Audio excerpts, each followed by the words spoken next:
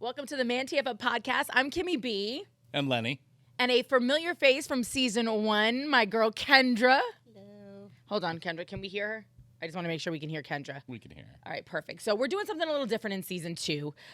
We decided after season 1, which Kendra was the big grand finale. She was our final episode, episode 26, that for our more popular, I guess, episodes or episodes that get an incredible amount of engagement, which Kendra's did, we'd like to bring people back and kind of address some of the questions or comments or conversations we see pop up in, you know, the comment section, whether it's on TikTok or Instagram, YouTube, Facebook, because yes, we are everywhere at ManTFup TV. And I got to tell you, Kendra, you've seen it. We tagged you in a lot of these videos. We had millions, literally millions of views on TikTok, hundreds of thousands of likes, thousands and thousands of comments, a lot of people engaging in their own conversations. But for folks who are just tuning in and maybe didn't see the first episode, it was about sex trafficking and Kendra's experience. I highly recommend, again, going back and watching that episode, episode 26, season 1, or listening on any of the podcast streaming platforms. Again, episode 26, season 1, ManTFup podcast.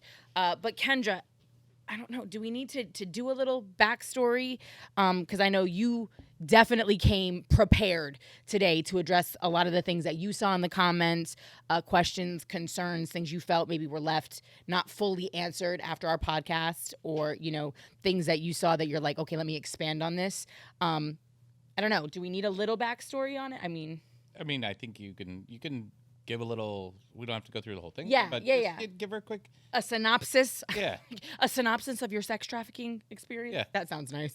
Yeah, so I think I can shorten that up a little bit, but like I really think that a lot of like the issues that were going on in there were because people were solely listening to these little TikTok clips, like Yeah. the questions they were asking, where if they would just, you know, sat down in their car ride and listen, like, you know, the teachers are like, listen up that one time so I don't have to repeat it again. Like that would have cut down a lot of that miscommunication or Yeah. misunderstanding, you know. But what we talked about in the first one was, you know, a little bit of my backstory growing up in New Orleans, how I got into a little bit of trouble, and then that lifestyle led me into a sex trafficking incident that lasted about 3 months. Yeah.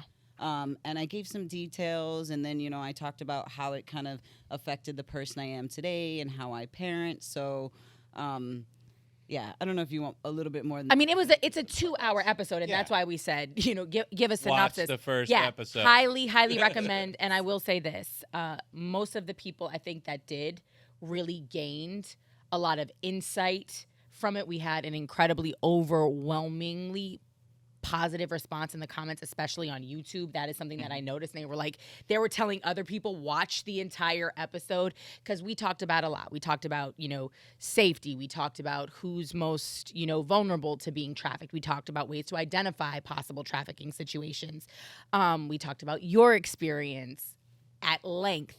But to your point, TikTok clips are 35 seconds, 60 seconds. And Lenny and I have talked about that at length, how frustrating it is that people take that one thing and formulate an entire... But I'll tell you what this did prove, though, that if it's an interesting TikTok video, people will go watch it, which was important, because you can't get your point across on TikTok unless you're doing a shuffle dance or some bullshit TikTok face slap, which, by the way, I want to do with you. So, I'm going to slap you? No, we're going to do the tortilla slap. I'm leaving before. I was going to say, I have backup. That's okay. We've wrestled. I watched the video, so I learned the moves, you know what I'm saying, that she was teaching your daughter, Miranda. But no, it's ironic that you said that, because one of, you know, the comments that we pulled, because that's, again, that new thing we're doing in season 2, is going really thoroughly through the comments on our social media platforms and pulling out, you know, individual comments, maybe some conversations that we saw pop up, and this is ridiculous. User 313-8575, like it's a whole like mugshot like number, but said this is the content that needs to be viral. There are so many pathways for trafficking. This is just the tip of the iceberg. And so when you see something like that in a TikTok comment section, you're like, okay, we're doing the work, right? Like we're making an impact. But what are some of the things that you took away? Because I know, like I said, you came armed. You've got probably 100 screenshots of comments and conversations. So I want to kind of give you the floor and let you address some of the things that are top of mind for you right now. So before I go into like my little screenshot artillery that I got going on She over got all, here, yeah. you know, to be honest, out in all of the amount of time that I've been talking and doing podcasts and doing seminars and speaking out about this, I've never gotten any reactions like that before ever. And it was something that like 15 years ago, it was a very shameful experience. The victims wore a lot of the shame. So of course it was something that I didn't really want to share with the rest of the world. And I don't feel like I had really pulled myself out of that trauma to be able to stand on a platform and say, okay, I'm going to help others. But a couple of years ago, 2018, I got that calling, you know, I got that urge that maybe I'm at a place where I can give back and help others. But it did take a lot for me to actually want to say anything to anybody. Like some of my closest friends hadn't known any of these things that I'm sharing. Yeah. So for me, it took, you know, telling my little inner circle, then, you know, talking to somebody about it. Like I had like kind of kept certain things from my own therapist at a certain point, you know? So like this struggling process, every time I did something, it was very physically and emotionally exhausting. Like I would, like the monks, when I was preparing for the documentary, they told me, okay, take a video and tell me in 30 seconds a little bit about your story. And it was like 40 videos of like snot bubbles and like tears. And it was like, I can't do that. And she was like, okay, well, we'll wait a little bit, you know? So, but with every little person I told, every situation I opened up at, you know, I got a warming welcome, and it was just gave me more and more confidence. But like, I also talk about 2A. And so I sat on a panel once, and before I'd done seminars, so nobody really is combative against you. They're learning and listening to your emotions. Then I sat on the panel, which is a discussion, and people are allowed to ask questions, and I was met with resistance, and I was like, ooh. You know, so I had to learn how to handle that, but it wasn't about my personal story. So when I'm like looking at, you know, how much blowback these comments are getting, like the good ones at first, I was like, wow. And I'm like enjoying, I'm in my emotion. And then the other ones, I listen to them and I'm reading them and I'm like hearing them in my head. And I'm like, oh, that wasn't very nice. Yeah. I'm like, that didn't even make any sense. Like, you know, that was a lot of them and that then didn't make sense. It kind of like, I kind of like shriveled back a little, and I was like, damn, like, you know, should I keep telling my story if this is the reaction that I'm going to get? And it took like me kind of having a couple days about it. Like, the more I put my story out there, I understand that it's going to be out there for anybody to talk about. You know, I'm a big believer in our rights.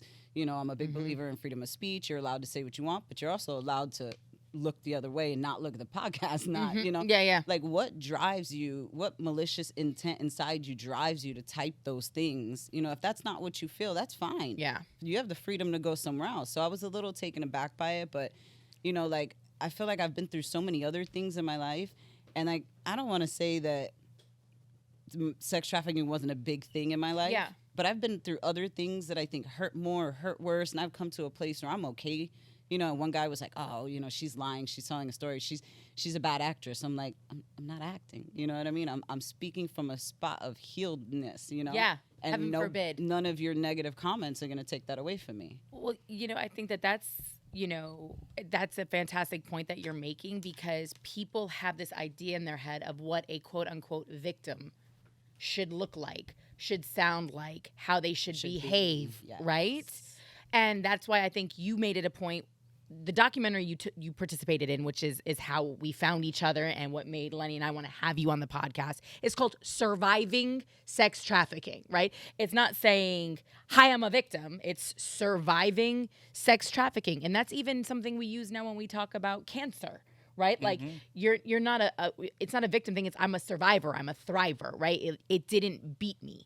And so, yes, you are speaking from a place of healedness, and it's unfortunate that some of these individuals are so miserable in their own lives that they would rather you be crying and broken and hurting instead of strong and resolute and out here sharing this very personal, very horrifying story to make sure it doesn't happen to other people. You know what I'm saying? Mm-hmm.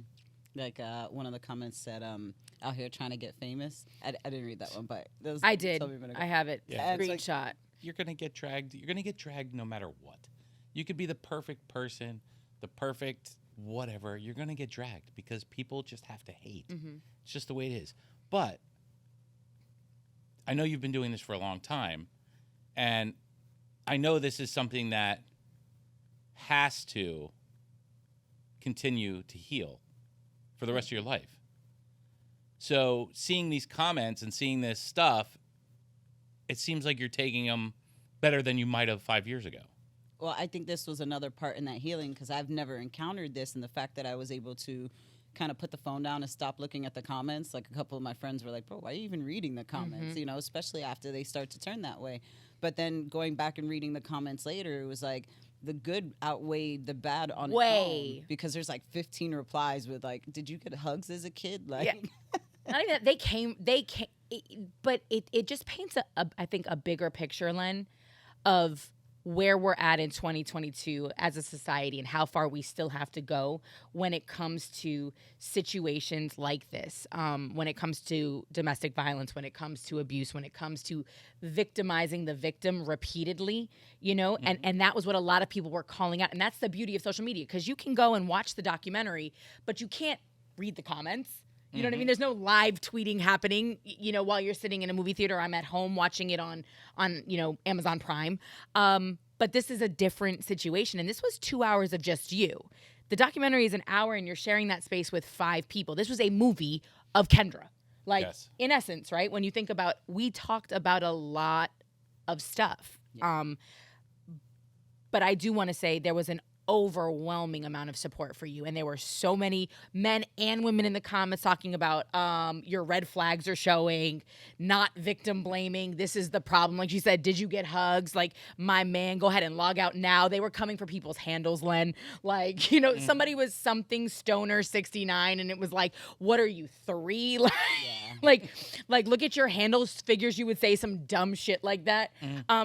And not that that's a mature way of handling it, but the internet had your back overwhelmingly, Kendra. And I hope that you take, you know, I hope that that's what you take away from it. But it's difficult, Lenny, and we talk about this when it comes to kids and bullying and the rest of it.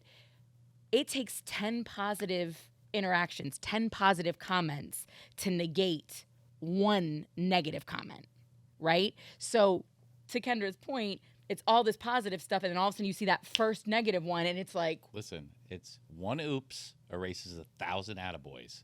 So no matter how good you are, that one fuck-up is going to put you over. That's what people are going to remember, so to speak.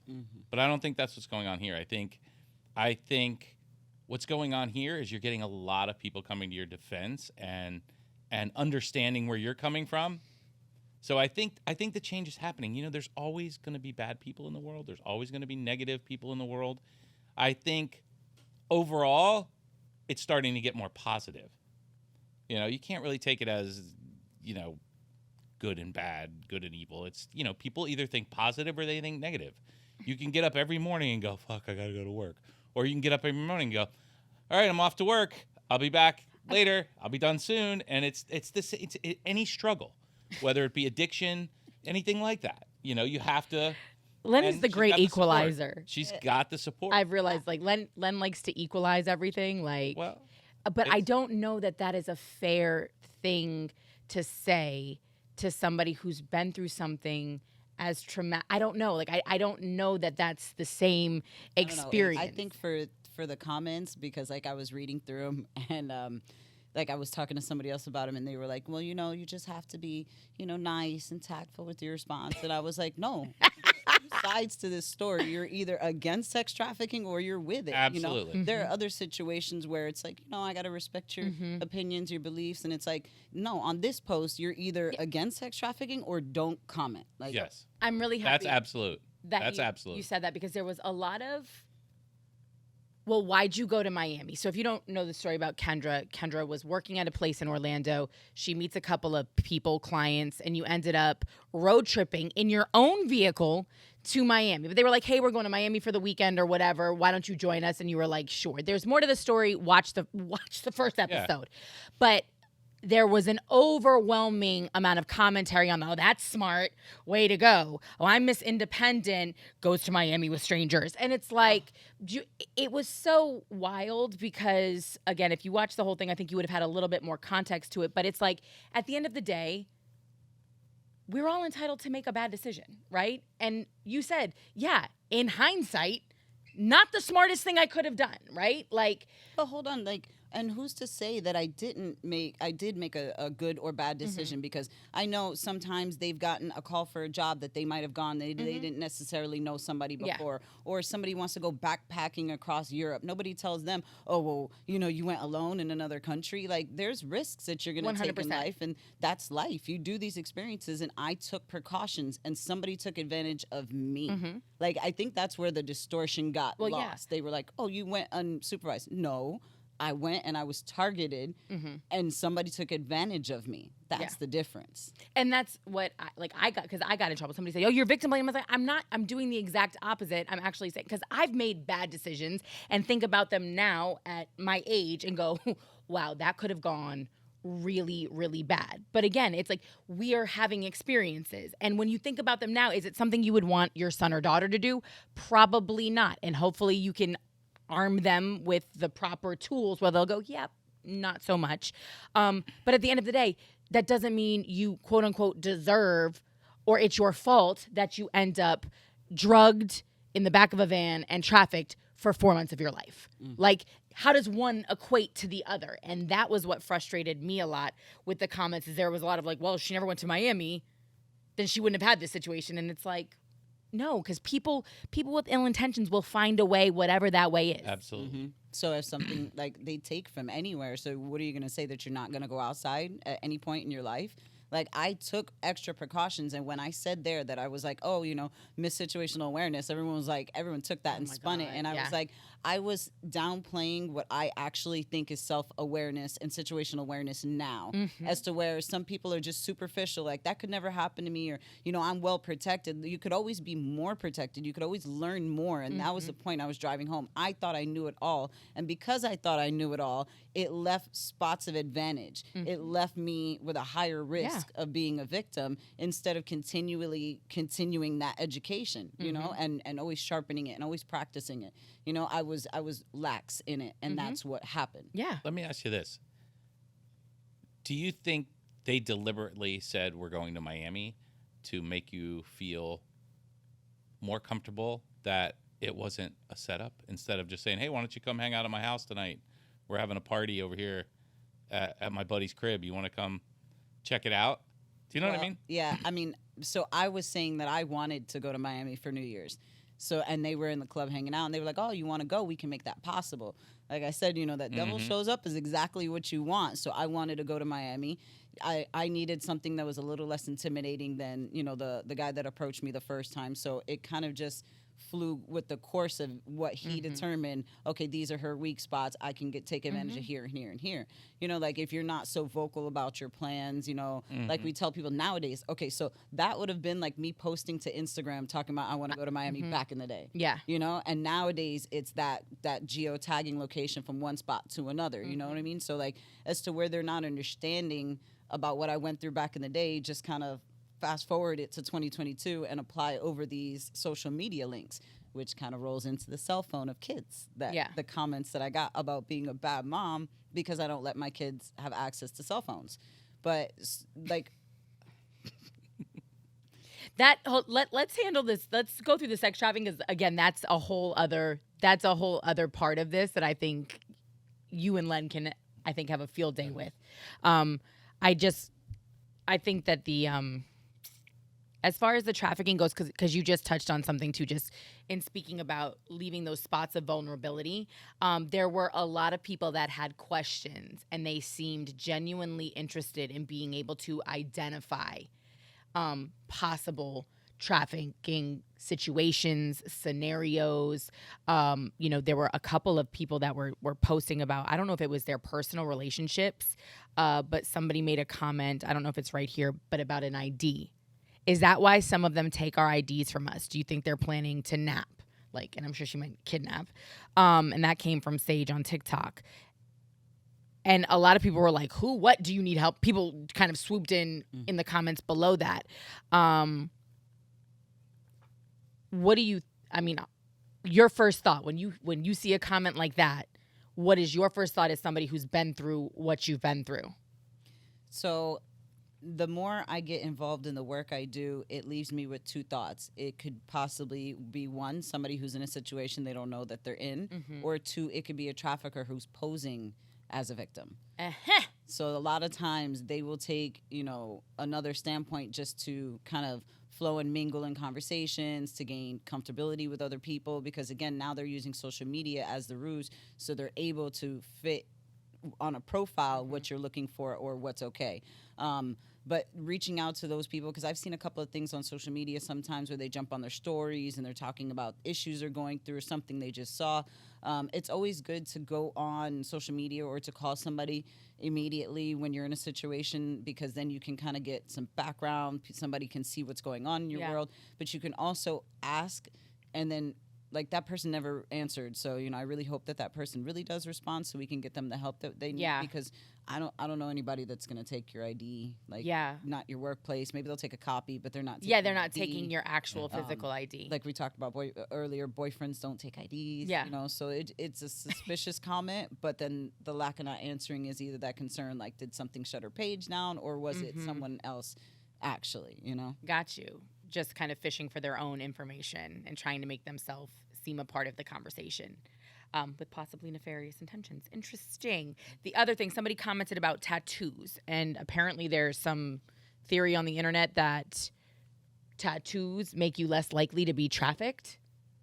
So people were surprised that somebody with your beautiful ink work would be trafficked. Have you ever heard this before? I've never heard this, but also when I was trafficked, it was 15 years ago. For 15 years ago, I did have a lot of tattoos at the time, but I didn't have so many right here and on my neck. But I've also never heard of that. But I know there's a lot of things on TikTok now, like sex trafficking awareness tips and suggestions, which also make me a little, concerned. But, like there's code words you could say to somebody when you're feeling trafficked. I'm just on the rocks about them. You could always try it while you're out in public. If it works, it works. If it lands, it lands. But not everybody's got TikTok, and I just take. Not everybody else is aware. Well, that was it's just that simple. It's there was supposedly like a hand gesture. They made like a whole commercial about it, and they were showing it, on different, I think, social media B-rolls, and on, it was on TikTok and Instagram, and there was like a whole hand signal, and they had like a little kid at a mall that like dropped something, and when the person looked up, they made the hand signal, or like somebody was in a hotel room and somebody was looking out the window. But again, if you're not on these places, you have no idea. You just think somebody's, I don't know, signing at you, like throwing up gang signs. Oh, look at that poor kid. Yeah. Again, there were so many great questions. To backtrack, it's actually dangerous. This came from Curtis Smith. I don't know what the name was. I love TikTok. It's actually dangerous to keep telling women that they are independent women. Do you feel that way?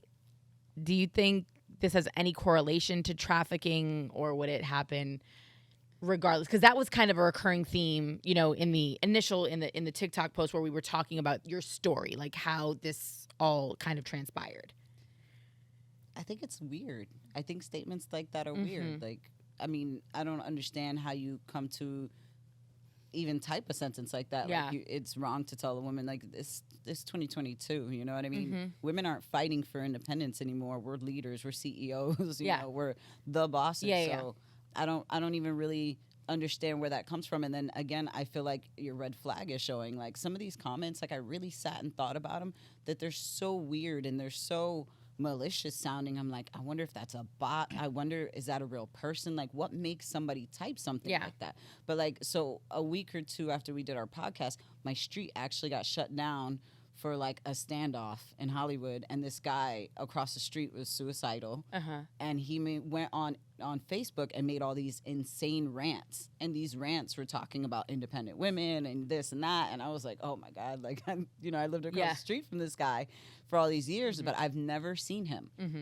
so it was also like, I guess that is something that's capable where people could type these words, but then there's something wrong with you. Yeah. Like, well, I think, but is some of that, I didn't read that comment, but is it some people maybe just using the wrong words? Maybe he was talking about not putting it out there, like you're independent. You're like don't paint yourself as a target by saying you're independent, and maybe he just didn't use the right words. I think he misconstrued or maybe took out of context, like to your point when you were saying how this is what I thought at that time. Like, I thought I was invincible. And now, in hindsight, I realized that I still had things to learn about the world. You're not saying you weren't independent. You clearly paid your own bill. You know what I mean? Like, it wasn't that. It was this, I was kind of beating on my chest a little bit like, I wish a mother would type of deal. You know what I mean? And now you've even said having that perspective, having that, train of thought left me a little vulnerable because I thought, I got this. I know all of this. And that's life. So telling That's women every kid your age. they're independent for at sure. the time. 17 and thinking, 18. At that point, like, it's maturity, you know what I mean? And then it's like actually actively taking the classes and investing the time into learning. But all that comes with maturity. But if you have somebody, if you have a good parent that's drilling those things into you, if you find that interest somewhere in school or high school and you actually pick up these skills, you know what I mean? Then you'll be that age, you'll be confident, but you'll also be prepared. And I think that's what it is. You don't need to be loud to be prepared. Yeah, and I think that is probably to your point, Len. I think I that one didn't feel as openly misogynistic and as like, my man, put your keyboard away. That one just kind of felt like he was listening to what you said in a quick clip and was like trying to express something and saying that it gives us a false sense of security. Yeah. In the sense of we are, invincible. And we talked about that in the podcast, like, different stories that you see pop up. Girls getting into Ubers by themselves late at night, intoxicated, and, thinking because they're sharing their ride that they're cool. Or like, just when I told you the story when I went to Paris and you travel enough times, you let nothing happens without incident. You let your guard down. You become lax, and then I got bam robbed. And bet your ass, when I travel now, I'm a lot more aware of my surroundings. I don't make myself look like a mark in, fur coats, and big sunglasses and designer luggage. You know what I mean? But again, it's to your point. It's like when you live in a safe, I don't want to call it a safe space because I know you went through things, but when you live in a space where nothing this big has happened, you can have a false sense of security. Now, that has nothing to do with teaching women that they're independent because we can most definitely take care of ourselves. Yeah. But we need to be aware that we need to be aware. Yeah, and we need to make our kids aware. Yeah. I was really pissed because they changed out all of the ATM machines at the Wells Fargo's, right? The old ATM machine had a big chrome piece on the top that was eye level for me. And I could totally see behind me the whole time I'm getting my thing. Because I'm not paranoid, but if someone's coming up on me, I at least want the opportunity to turn around. Yeah. And I was pissed because they changed them, and I don't understand. It's like, that's such a simple thing. Like, why wouldn't you put a mirror on an ATM? So you can see who's behind you. Yeah. They don't do it. It's just these simple things. But our kids need to learn these things. I won't let Miranda go get gas by herself. Good. Don't go to a gas station unless there's someone in the car with you. Don't go to the ATM after the day's over. Go to the ATM early. Yeah, don't pull up and get out of your car and leave your car running. I mean, there's a million of them, and it's our kids need to learn that. But I will say after watching, because trust me, when I went back and rewatched, I lived through our 2-hour conversation and I probably watched it 3 times since. So I have, I have 8 hours of this. But I learned things, and I was reminded of situations that I've put myself in, like, to your point about the ATM,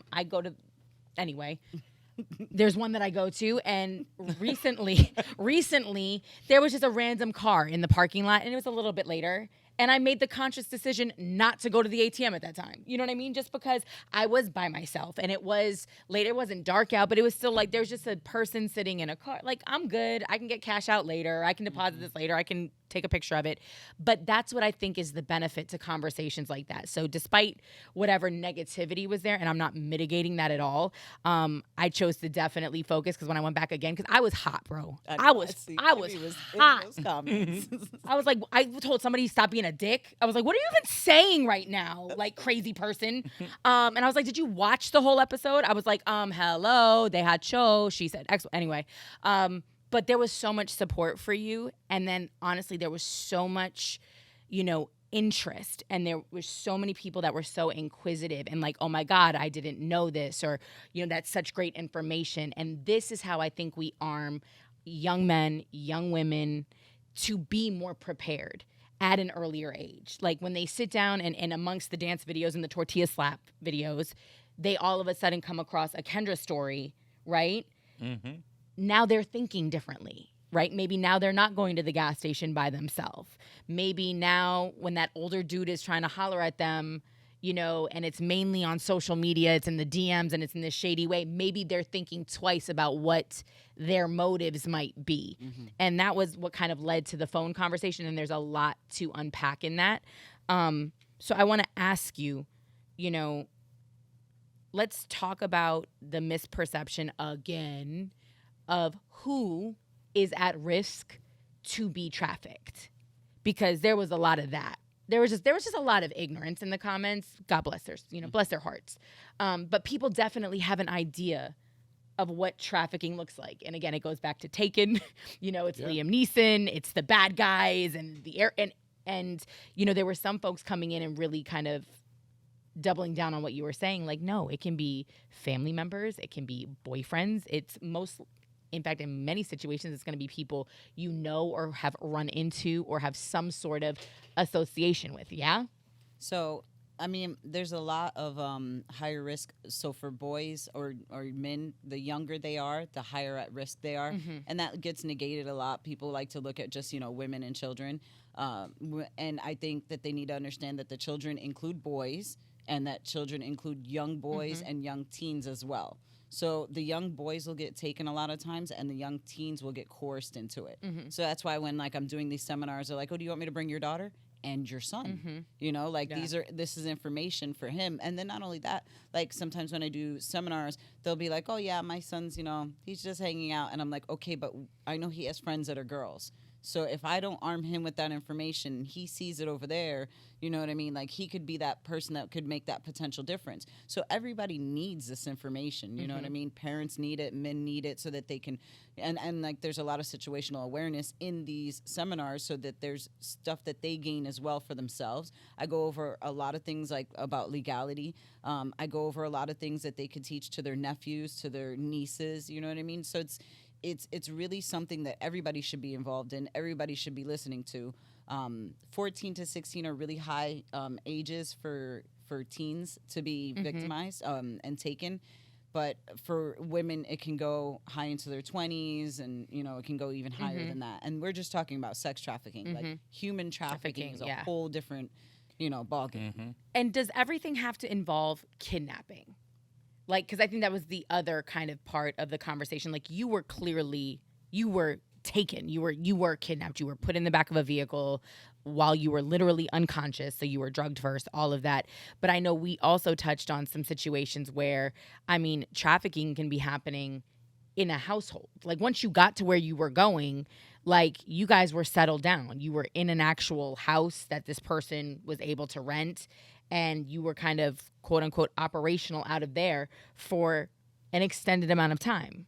So that's why I was really happy to be a part of the Surviving Sex Trafficking documentary, because it literally shows so many different variations. Because just like sexual trauma is not just, I was raped by a stranger. There's so many different levels to that. There's so many different levels for sex trafficking as well. So like in the movie, there was one girl, she was trafficked by her parents and then out of the foster homes.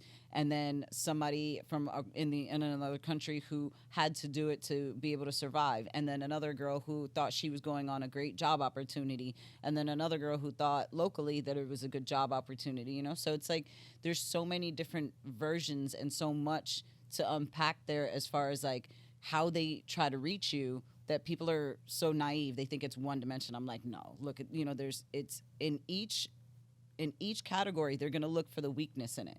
So no matter whether you think you're above or below or, somewhere in the middle range, they're going to look for where the weakness is in each category. Are you lonely? Do you want nice things? Do you have nice things but nobody pays attention to you? You know what I mean? Are you a single kid? Is there too many kids? There's every opportunity that's there. So if you make them aware, it's like, okay, there's stoves in a house. You turn on the stove, the kids know that the stove top is hot. You know what I mean? If you go into any house, it may look different, but the stove top is still hot. You know what I mean? So they know not to touch it. They're aware of these things because they grew up listening to it. So if you grow up teaching your kids things that could potentially save their lives, like you tell them, look both ways before before they cross the street. Why can't you tell them to vet people who come into their life and don't talk to strangers and don't accept money from people they don't know? Like, why are these hard things to incorporate? It's I think they make such a bigger situation out of it. Oh, I can't introduce my kid to sex trafficking. She's too young. For what? She's too young to hear about things that they're coming for at her age. You know, so when I do the seminars, I do them age appropriate. You know what I mean? For the younger kids, it's online predators. You know, for middle school kids, it's, you know, the boyfriend pimps. I introduce Romeo pimps and tell them that, you know, their friends could show and exhibit these things. And Middle school, by the way, she said. I just put that out there. In middle school. It's true, though. Yeah. It's very, you know, it's all, even in religion, you know, there's, you know, in these small religious sects, like, I don't know, whatever, the Waco thing, that type of thing, that's sex trafficking. When they get these people in there, they brainwash them. Like, that's more, is that more cultish? It's cultish, but it's still, that's even the Knicks or whatever the other ones. There's been plenty of stories of these, you know, the head man sleeping with all the women. That's his harem, so to speak. And it's like it's the trafficking, and those people can go out and go to the store. Well, they got that Mormon guy. Yeah, those people can go out and go to the store, do whatever, they apparently live a normal life, but these women are prisoners. They're prisoners for some reason or another. They're a prisoner, and I think it's a big spectrum of, you know. So when you say kidnapping, I mean, I would think no, it doesn't have to be kidnapping. It has to be fear or something like that keeps someone doing coercion. Yeah. What were those? What were the things? Force, fraud, or coercion. Yeah. See, and I love the people that work in this because they've always got these really good, like, little, like, you know, 3 or 4 worders. Misty was like that, you know, in our last episode. But 2 things. Len, I have to ask you, do you think that your friend group, and I use that term loosely, like your friends, because you're upper middle class, do you think that they fear? Do you think that they fear their children being trafficked? Do you think that they're aware enough of the vulnerability for their kids, or do they think that happens to other people? That happens to neglected kids?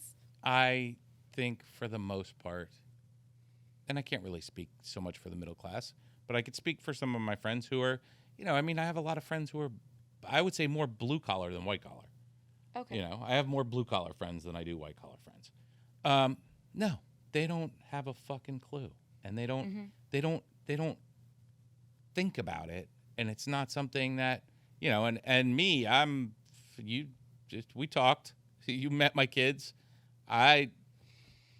No, you can't fucking do that. You know, and I don't know if it's because of the way I was brought up or the way I grew up, but I don't trust anybody. I was gonna say, Len, I feel like you have an innate skepticism about you and I think that's fantastic. But I think that there's a lot of parents that feel that because they've put their children in a nice house and they keep the lights on all the time and they've got great, you know, clean clothes, or they go to a private school and they try to make sure their kids are surrounded by the right friends. It's called a false sense of security. Do you know what I'm saying? And that's the whole point of all this, is that is a false sense of security, because it can happen to you anywhere.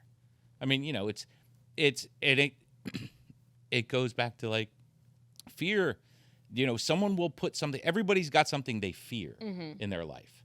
And once they figure out what that is, that's what they put in front of you.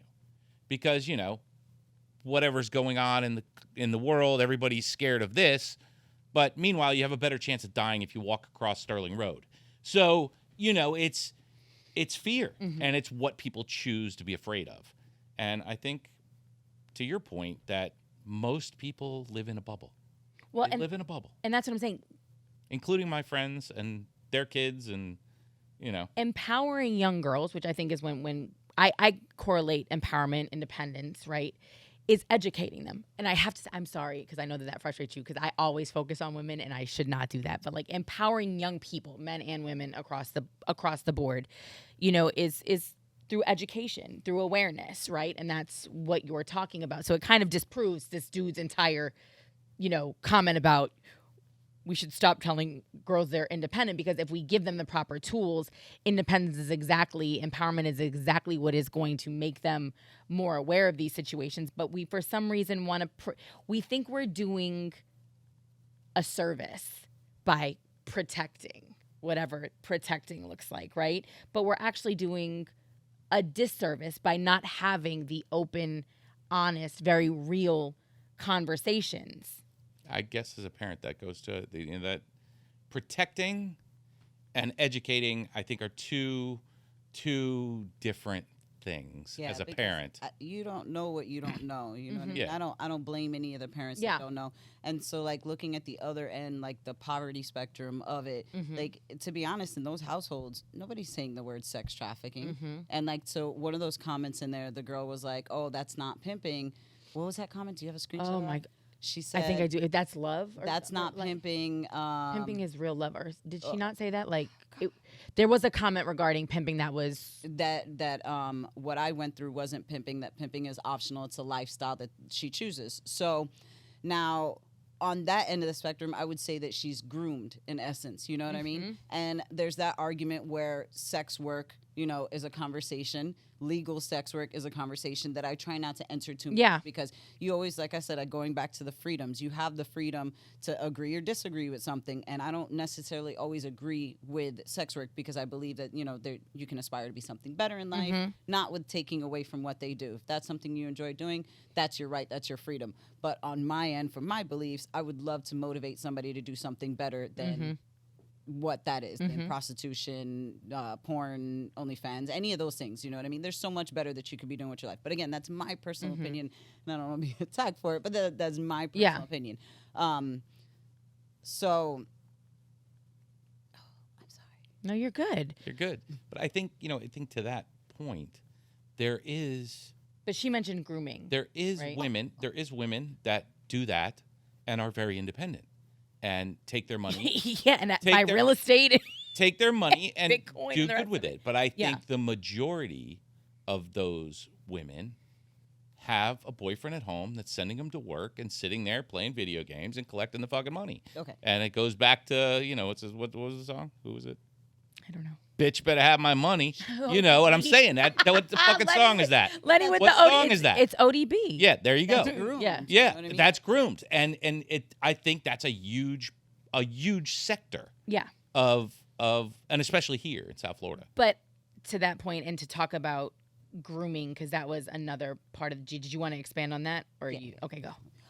So like they're groomed into thinking that that's something that's going to be a productive and lucrative lifestyle for you, but they don't know that there's a better aspect out there. So you don't know what you don't know. So I'm here to educate the upper class that there are these dangers out there that do exist, and to lower class that there's so much better that they could be doing with their life. There's options, there's help, there's all these things. So what I'm really trying to do on all the podcasts, all the sharing of my personal stories, to get that education out there, because there are certain things that I didn't know about interests I have right now. You know, I didn't know how to ride a motorcycle, and then somebody drove a motorcycle past my life. I'm like, oh, what is that? They're smiling. That's a happier way. That looks like fun, So then I go out and I seek that information. But if they don't know where to get that information, then it's kind of like, oh well, like this is what I got. Like some people on there were saying, oh my God, I went through that, and they came over to my page and were on my comments like, I'm so happy I found you. I'm so proud. I don't even know you, but I'm so proud to see that you're sharing your story. It empowers me, so to be able to share that information, it's like to prevent, to rescue, to empower others, and all because I'm sharing that story, not just my story, but I'm sharing the story about sex trafficking, not just what you're hearing on Taken. Yeah. And to that point, I want to switch gears into something else that I saw a lot of people asking questions about, because, when you shared that story, you obviously talked about how you got away. And a lot of people commented things like, why didn't you just go to the police? Why didn't you just call the police? Other people were talking about the house that you were in, even though you mentioned that he had nailed the windows shut and had taken off the door handles. I guess they missed that part of the podcast, episode 26, season 1. Watch ManTFup. thing. You know what I mean? They couldn't understand why it took you the 3 months. Now, on the other side of that, there were plenty of people who were like, oh my God, I knew somebody, it took them years to get out. This is incredible. You're so strong. So there was a balance, but there were those questions that people just could not wrap their brains around. Well, how did you let this happen? And why didn't you just run? And what, he never took a nap? And why didn't you, there were more than one of you in the house. Why didn't you guys just cut off his dick? Like, it was wild. Some of this, we all watch too much Lifetime TV. I definitely walked away from the comment section thinking that, like, okay, I've seen one too many Lifetime movies, or they have, because they think that it's very easy to just remove yourself from these situations. So maybe you can expand a little bit on the why you didn't. Because they've never been in the situations, Yeah. you know? So that's really what flustered me about it, is like, that's those three words: force, fraud, and coercion. So those are the tactics that they use to keep you there, and they can range anything from sexual videos. They can range anything from your cell phone and your contact list. Like in my situation, my trafficker was contacting my mom, pretending to be me, offering a plane ticket, because I said I was trying to use a ruse, like, let me go visit my mom for a week. And he's like, don't worry, I'll text her and I'll have her come down here. So I was like, oh, no, you know what? It's okay. I don't need to see my mom at this moment, you know. But the chest tightening when you say that you're going to fly my mom out here and I think my mom's going to be in danger, or I have your driver's license and I'll go shoot up your whole family, and knowing that I had a brother who had just had a daughter, you know, like my situations, I also felt, and this is where I'm internalizing a situation I never should have, where I'm like, oh my God, I put myself in this situation. Now I've endangered my family. I didn't put myself in any situation. I went to Miami in my own car for New Year's and I was drugged. You know, so the fact that now my family is going to be threatened, you know, now that I've seen all these acts of violence on everyone else, now that I've encountered my own acts of violence against me and against, you know, these countless opportunities where I can't leave. Like, I don't know if they thought I was just like, you know, hanging out, eating bonbons on the couch. And like, going to Target when I think wanted. Like, also, you couldn't trust any of the other girls. No, they were the ones that took me. Yeah, but besides that, you never know how ingrained the other person is in, you know, I mean, you would think if the girl's coming to you trying to be nice, saying, hey, you want to get away? She's probably fishing for him. No, but I think we talked about it in the first episode. So there was another girl that I was planning on leaving with. And he said something to her, and she got real flippy, talking about, don't worry, I'll be gone soon. And the next day, we all took a trip to Tampa, and he sold her to an even more gorilla pimp who beat her in a dog cage with a broom and turned to us and said, okay, this is what happens when you try to leave. So I'm going to attempt that right after. Like, this is chess, not checkers. This is my life. This isn't just, like you said, a Lifetime movie where I just stand up and scream. You know, and 15 years ago, people were not looking to help you. If you scream rape, they're looking the other way. Yeah. You know, if I would. Or, like the comments, what'd you do to get in that situation? Like, literally, that's the first question. It's not, how can I help you? It's, were you really? How did you end up here? And they're actual, like, missing persons reports for me. You know, like somebody said I was lying about it. Like, I have all the documentation. Not that I need to prove myself to anybody. But you know what I mean? These events actually happened in my life. And I felt like the cops even failed me for the missing persons report. So, you know, what optimism did I have? Oh, let me go to the cops. You know, they're going to help me out of the situation. I felt like I had my shot with the cops. Now it's up to me to get myself out of this situation. Because there wasn't help like there is now. Yeah. Well, I think to your point, I think we're much more aware, and because of people like you, because of very strong individuals that are willing to share their story, because of the people that put together, you know, the sex trafficking documentary against surviving sex trafficking. Highly recommend watching it. Just quickly, people asked about a Netflix documentary that you mentioned. Did you mention another documentary that you've seen or that you watched? What was it? I didn't mention the name. Oh, you didn't mention the name? No. Oh, okay. Was there a reason you didn't mention that? Yeah, because they mentioned my trafficker in it. Oh, okay. Never mind. Never mind. Moving on.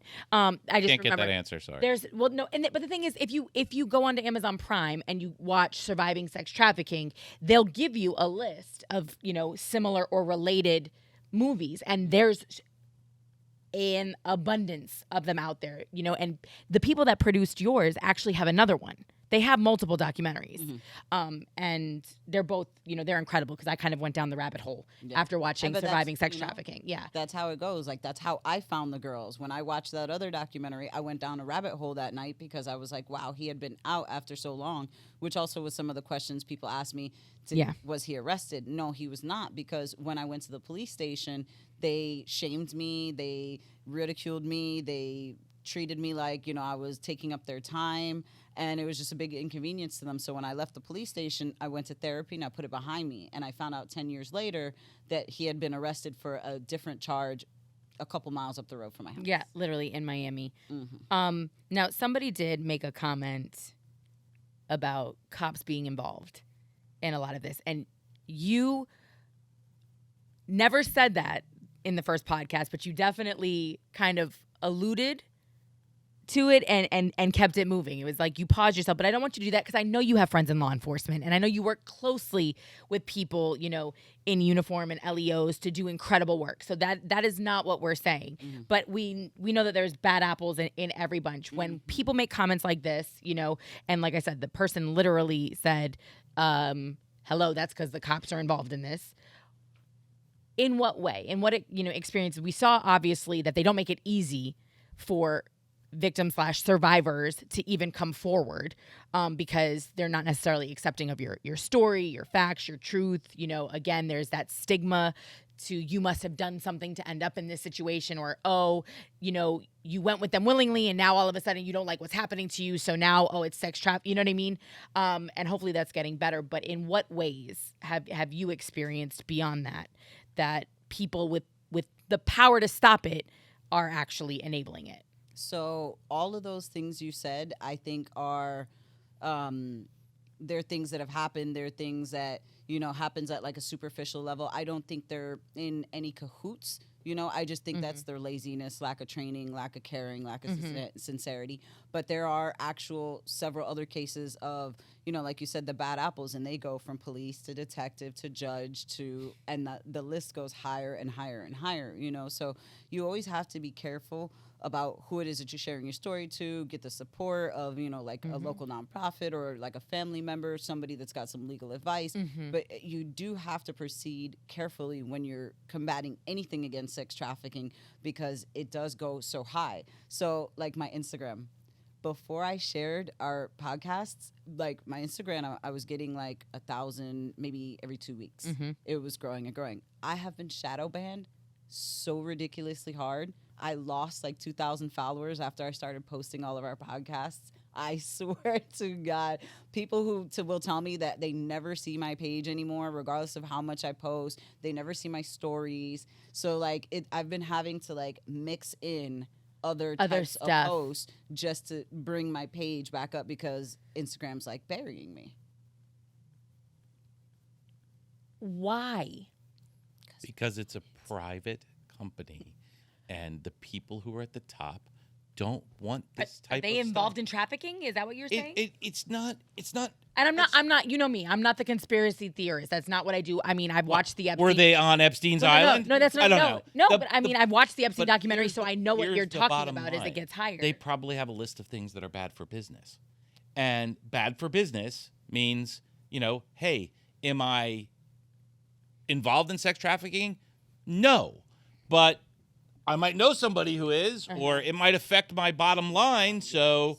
Or somebody who supports it with their dollars. You erase it. It's all involved in money, but I feel like if you're using, the services or the money, then you're still guilty to me. Yeah, but it's private. It's, that's a big falsity that people have that, these things are public forums. They're not. So I went somewhere and I asked them if I could put up an anti-sex trafficking sign in their bathroom, and they said, no, they don't get involved in things like that. Whoa! Yeah. I was like, what? You're gonna have to tell me. I know you don't want to put them on blast here. I don't, or maybe you do. But like, that's the kind of stuff I like to know. Like, if you don't support the LGBT, I would rather know. If you don't support certain people that I support, not a big deal. I just won't give you my money. So if you're not willing to help save lives, you don't need my money. Like, and that's wild. Like I said, it's such a weird.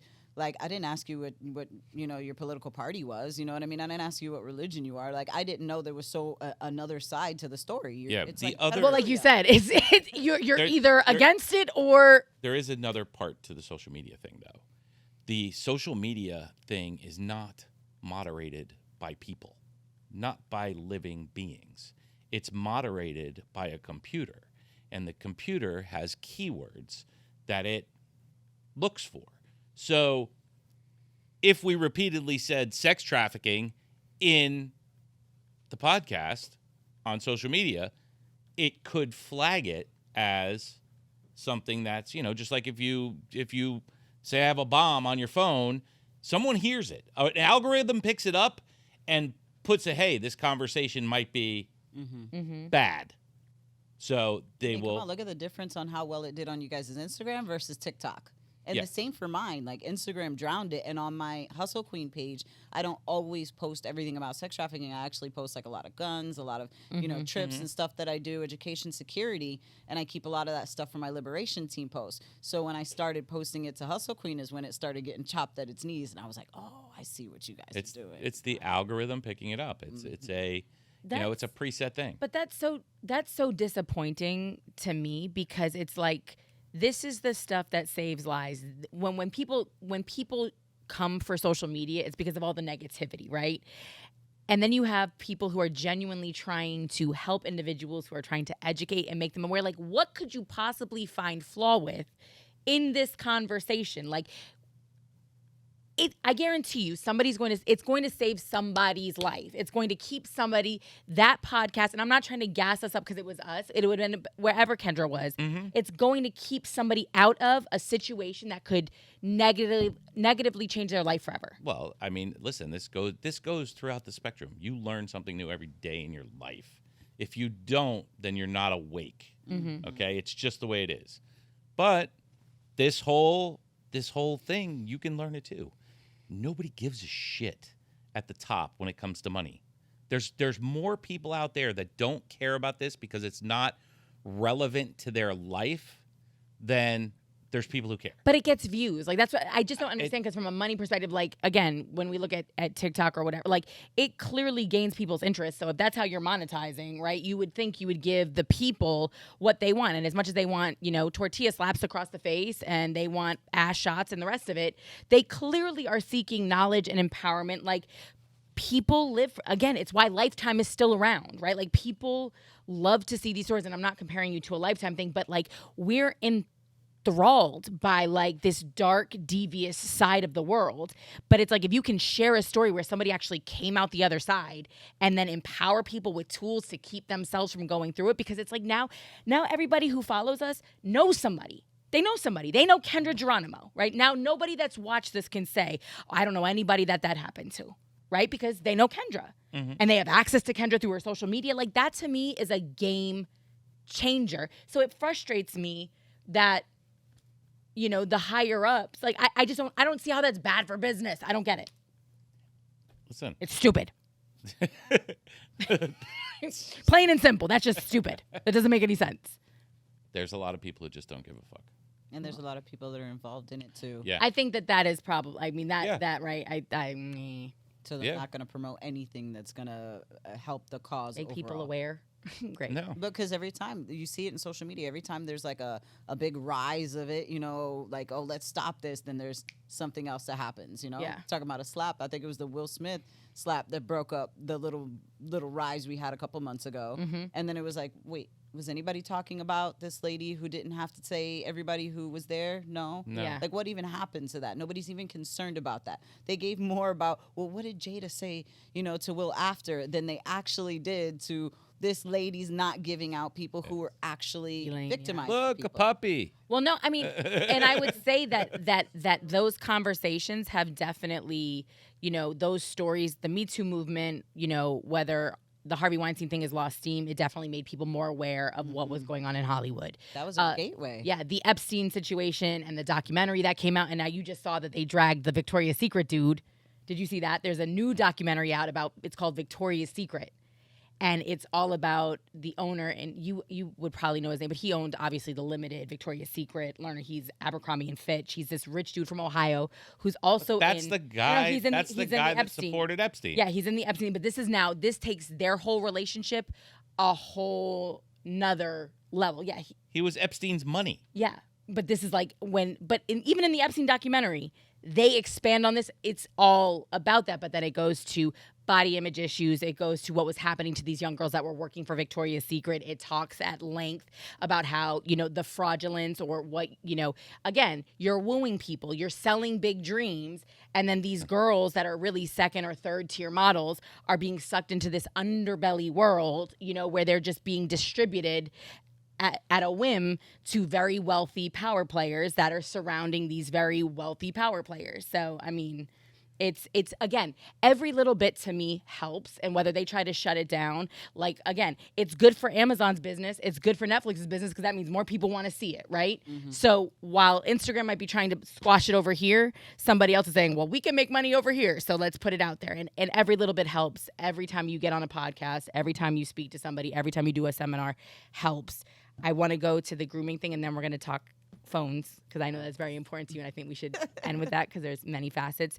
But a lot of people couldn't understand, and myself included, why you were so forgiving of the two women that essentially trafficked you. They are the ones that drugged you. It wasn't necessarily the gentleman. I don't know if you call him your trafficker, right?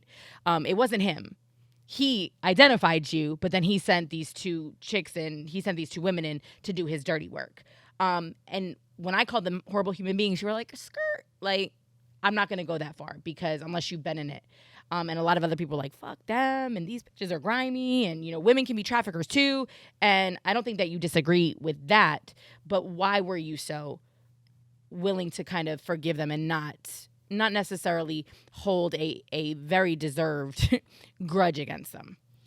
I don't know if it's a grudge. I worked a lot on letting go the attachment that I had to the situation, and I think everything that I was working on recently was my placement of my issues and shame on the situation. I think I had already let go of even everything I had against the trafficker, you know what I mean? Like, to harbor that amount of anger. Like, I went through some really dark days where I didn't want to go outside anywhere I had been. I had re-triggering issues. But to be in that situation firsthand and to see what these women went through, you know what I mean? And not just went through in front of me, but went through alongside me.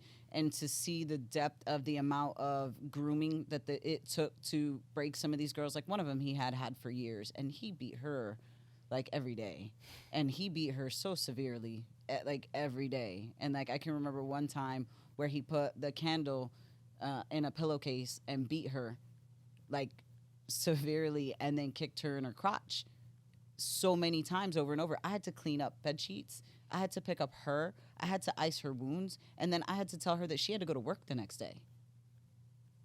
So it's like, to see the psychological occurrence that happens to somebody that just had all that happen, and then they're asking you if you think their concealer is going to cover bruises. Like, that's your thought process, you know what I mean? Like, but he's had her for so many years she probably thought that was all she was worth. She probably thought that this is where her life was the best, and I'm in this situation right alongside you, you know what I mean? And I'm seeing that, and I'm scared for my life. And there's just so many things that go into it. And yes, women can be traffickers. Yes, they were at fault in their situation, but I don't harbor any of that against them. Like, I hope they're all living a better, happier life. I hope they've come to terms with things that they've done. I hope that, they're having more productive lives, I don't hope the same things for my trafficker, but like, there was a lot of mental damage done there. Yeah. And it's different when somebody just sets out to maliciously be a female trafficker versus somebody who's been in the situation and then been groomed to well, and it's your life or theirs. Other women. Yeah, they were victims already. Yeah. They were victims already. That's, I mean, where you go to, like, Epstein's, what's her name? Oh, Ghislaine. Yeah. Yeah, she's, that's someone who is clearly independent and doing this for whatever reason. Maybe she was, infatuated or, crazy about Epstein and wanted to be in his good graces, but he didn't force her. Yeah, so I think that she was initially groomed as well. Like, I don't know the backstory in depth, but I could believe that she was, initially groomed as well. But she didn't have the conditions, the standards, the lifestyle that these other women endured. So I feel that she had a better opportunity to kind of stop the situation and help others. Yeah, I think that it crossed. She could have. Yeah. She could have. Well, and especially because at this point, she's looking at 20 years in prison and still not dropping a dime on a dead dude, which is absolutely. Or not even on the dead dude, on all the other people. Well, that no, are I'm just saying, guilty, but I'm you know? saying like everybody involved with him. So yeah, like she's just at this point. That's ridiculous. That's absolutely ridiculous. It's so crazy to me. And speaking of the grooming, because in the Epstein situation, go ahead, Len, because you look like you have Yeah, something to say. no, I want to go back to where we were a few minutes ago about the thing. I saw a clip from George Carlin, and it goes back to the. It's a comedian, by the way. Anybody who maybe doesn't know who George Carlin is. If anybody doesn't know who fucking George Carlin is, turn this fucking off. You don't know who George Carlin is? No. Really? No, I can't turn it He's off. all right. So he's a Gen X. I would say he's a Gen X comedian. He goes way back before Gen X, but he was a real, he told it like it was, and it goes right to that point of the powerful people that we were just talking about. So I'm gonna play the clip real quick. Okay. And you just listen to it, and But there's a reason. There's a reason. There's a reason for this. There's a reason education sucks, and it's the same reason that it will never, ever, ever be fixed. It's never going to get any better. Don't look for it. Be happy with what you got. Because the owners of this country don't want that. I'm talking about the real owners now. The real owners, the big wealthy business interests that control things and make all the important decisions. Forget the politicians. The politicians are put there to give you the idea that you have freedom of choice. You don't. You have no choice. You have owners. They own you. They own everything. They own all the important land. They own and control the corporations. They've long since bought and paid for the Senate, the Congress, the state houses, the city halls. They got the judges in their back pockets. And they own all the big media companies, so they control just about all of the news and information you get to hear. They got you by the balls. They spend billions of dollars every year lobbying to get what they want. Well, we know what they want. They want more for themselves and less for everybody else. But I'll tell you what they don't want. They don't want a population of citizens capable of critical thinking. They don't want well-informed, well-educated people capable of critical thinking. They're not interested in that. That doesn't help them. That's against their interest. That's right. They don't want people who are smart enough to sit around the kitchen table and figure out how badly they're getting fucked by a system that threw them overboard 30 fucking years ago. They don't want that. You know what they want? They want obedient workers. Obedient workers. People who are... I'm getting a phone call. figures. Way to go. You're interrupting. That was George. enough of the clip to understand Yeah. that, I mean, and this is a guy who just tells it like it is. And it's so true. The control is in people like the Victoria's Secret guy or the oil companies or Halliburton, or that's where the control is in this country. And that's why they squash things like this. But we're disruptors. Absolutely. Listen, that's why we're here. And I love that. Like, That's why even we're here. thinking about that and thinking about what Kendra's saying, and even if it's only, 4 million, but 4 million eyeballs Yeah. Amazing. saw. That's just one of the clips from our podcast Yeah. with Kendra, right? And you think about the thousands of likes that we got and the thousands of comments that we got on the different clips. And again, those were all just pieces of this much larger conversation. So as much as what George Carlin is clearly true, and Len, Lenny can bring 98% of our conversations here in the ManTFup studio back to what George Carlin just said. And I 100% understand that. I will still continue to use whatever platforms we have access to disrupt that. Yeah. Right? So it's frustrating, yes, when you tell me that Instagram is shadow banning you. Like, that frustrates me because, it's not conspiracy. This is somebody telling their personal That is story. absolutely why I started this whole fucking thing. Yeah. Because I want to have my own real estate on the internet. I want to be able to go, fuck you. Stop saying that. I want to be able to do whatever I want to do. Keep that in your head. Don't say that out loud on the podcast. I don't Because then they're care. going to come and just shut it down. Come then. on, bring it on. Ay, Bring ay, it on. ay. Well, now we know why this episode's going to be shadow Bring banned. it on. Way to go, Lenny. No. But We won't play that clip. Sorry, Nestor. That's going to be one edit for sure. Do we have a Cut that clip out. Minute. It's an hour. and hour 5. 11, an hour and 12. Should we just? No, but it out real that's quick. the whole point of this. Yeah. But by the same token, I would be happy to give anybody a voice on my platform because, short of complete fucking loons who, think they're going to get beamed up as soon as they walk out the door. I mean, to a point. They might but have some everybody, truth to them, too. everybody, Show. everybody in this country has the right to speak and has an opinion. And, you know, as long as it's put out there like an opinion, then that's what it is. Hey, we heard you. Great. Don't agree with you. Do agree with you. Whatever. That's the point of this. Yeah. And, you know, but my biggest thing is education. It's education on every spectrum. You know, it's not just book smarts or history or this or that. It's street smarts. You know, we should have a fucking street smarts class in fucking school. Facts. Well, no offense, sex trafficking, that should be an integrated part of education, like just broad spectrum. But we're having a difficult time keeping health and sex ed in schools, which it's there. It's which just a is little wild. Too much. It's just a little too much stuff in sex ed. Now they're going above and beyond things I think that they should. Yeah. And that's why it's interesting to me that they give me such a hard time sometimes when I want to do these seminars in school, and I'm like, but then sex ed is out of control. Why can't I talk about situational awareness? I don't even approach a situation by saying sex trafficking sometimes. But thankfully, you know, I've been able to mentor some youth groups that are like elementary school age, middle, and high school recently. And I'm able to take the content of these things and go to other schools and say, let me duplicate this here. So like I'm really pushing, I'm really trying, you know, I'm making like little cartoon books, you know, that are age appropriate so that they can allow me in the door, because this information needs to be there. Yeah. And no, like you said, it doesn't matter what you shut me down on. I'll open something else. Yeah. You know, because it's about the persistence that's going to keep making way for this. Look, there you go. Yeah.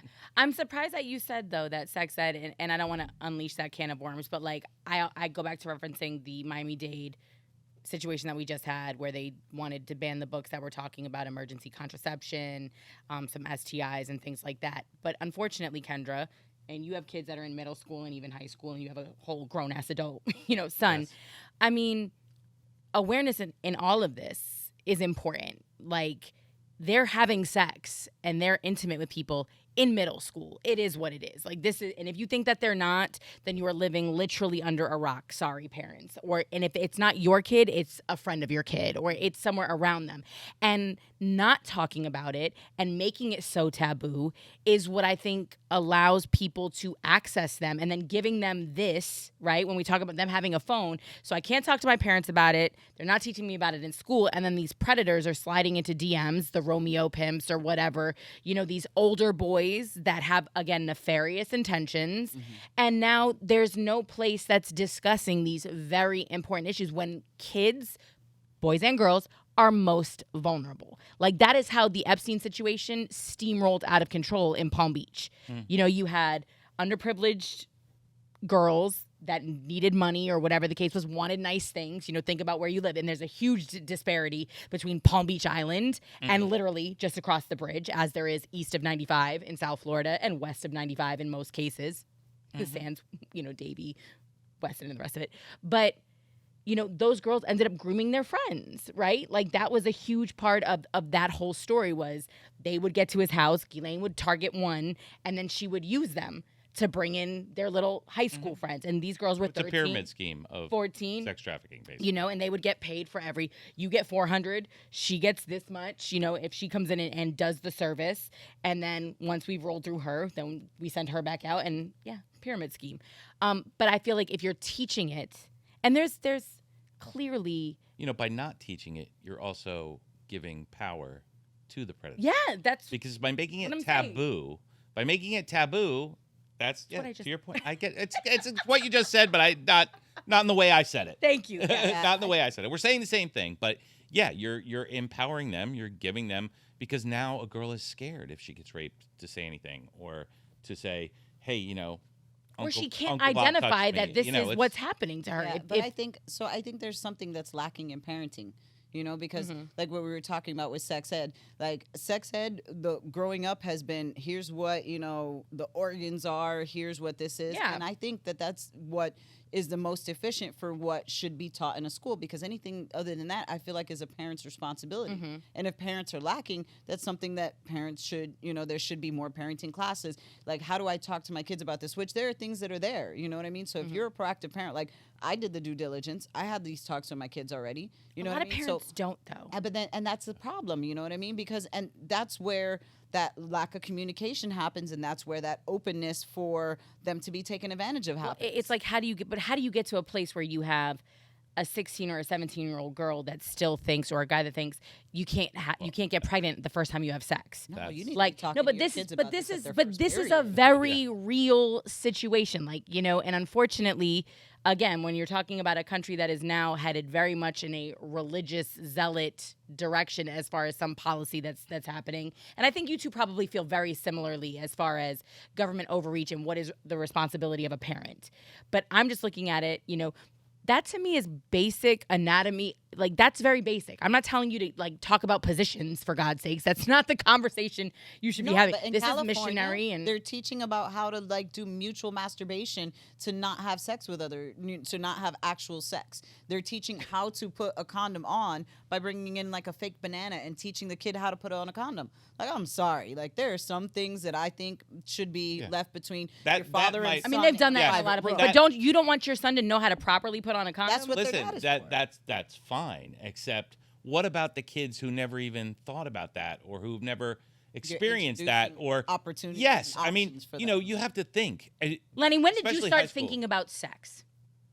Len, Maybe 3.5. or what are you people talking about? Kindergartners? Like, that's my point. Stop it. 4. Little boys are playing with themselves before they even know what playing with themselves is. You know, I grew up with just my mom, and her friends wouldn't even sleep over because I'd be like hanging all over. But I mean, I'm just. I was like a little chihuahua. That does but, not surprise but listen, all. Len. That it's doesn't true. surprise me at all. My brother got married when I was 6, right? He's 11 years older than me. Got married when I was 6.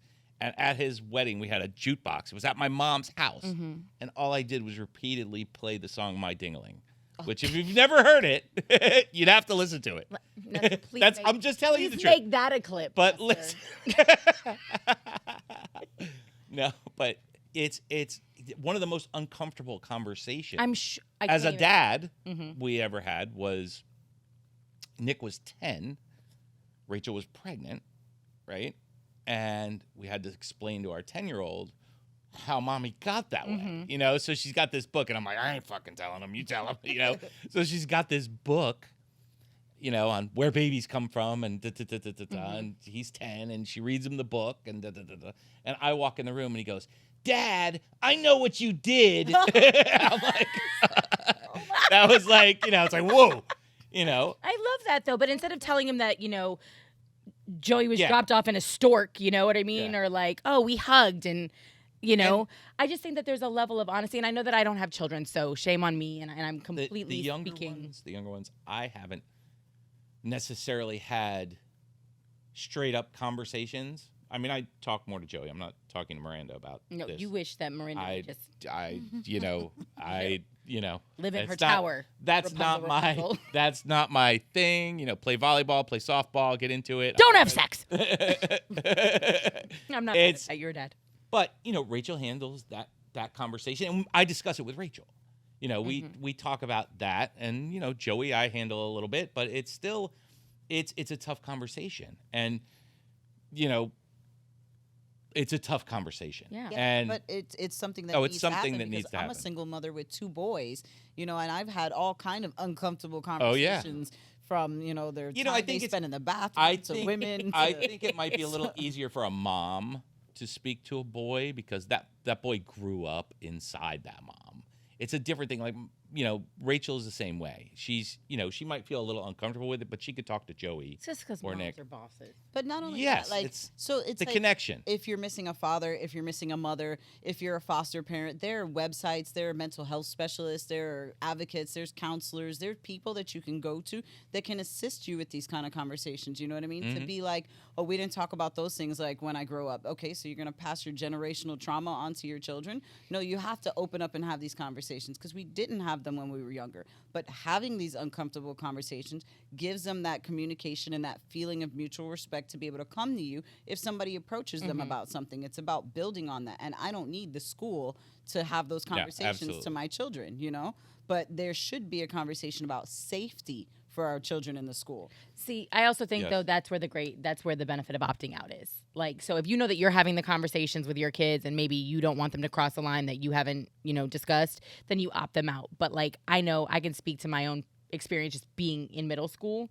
Like, and I had friends that were giving blowjobs. Like I knew girls that were clearly sexually active. I did have a friend who had been molested by a foster sibling, you know, which was a really unfortunate situation, and that I think kind of sped up her activity, you know, her sexual activity for, you know, obviously as you do research, you just know that people who are sexually abused tend to be more active earlier on, and it's because the of opposite. you know, and it can, but it's trauma, and it does, you know, especially if you haven't had an outlet to discuss. You're not, you know, back then we weren't going to therapy like we do now, and so again, you're kind of left with your own thoughts and feelings, and now you are seeking validation, and you feel like you're dirty, and there's something wrong with you. So she ended up in a lot of really unfortunate situations, and she was an incredible person.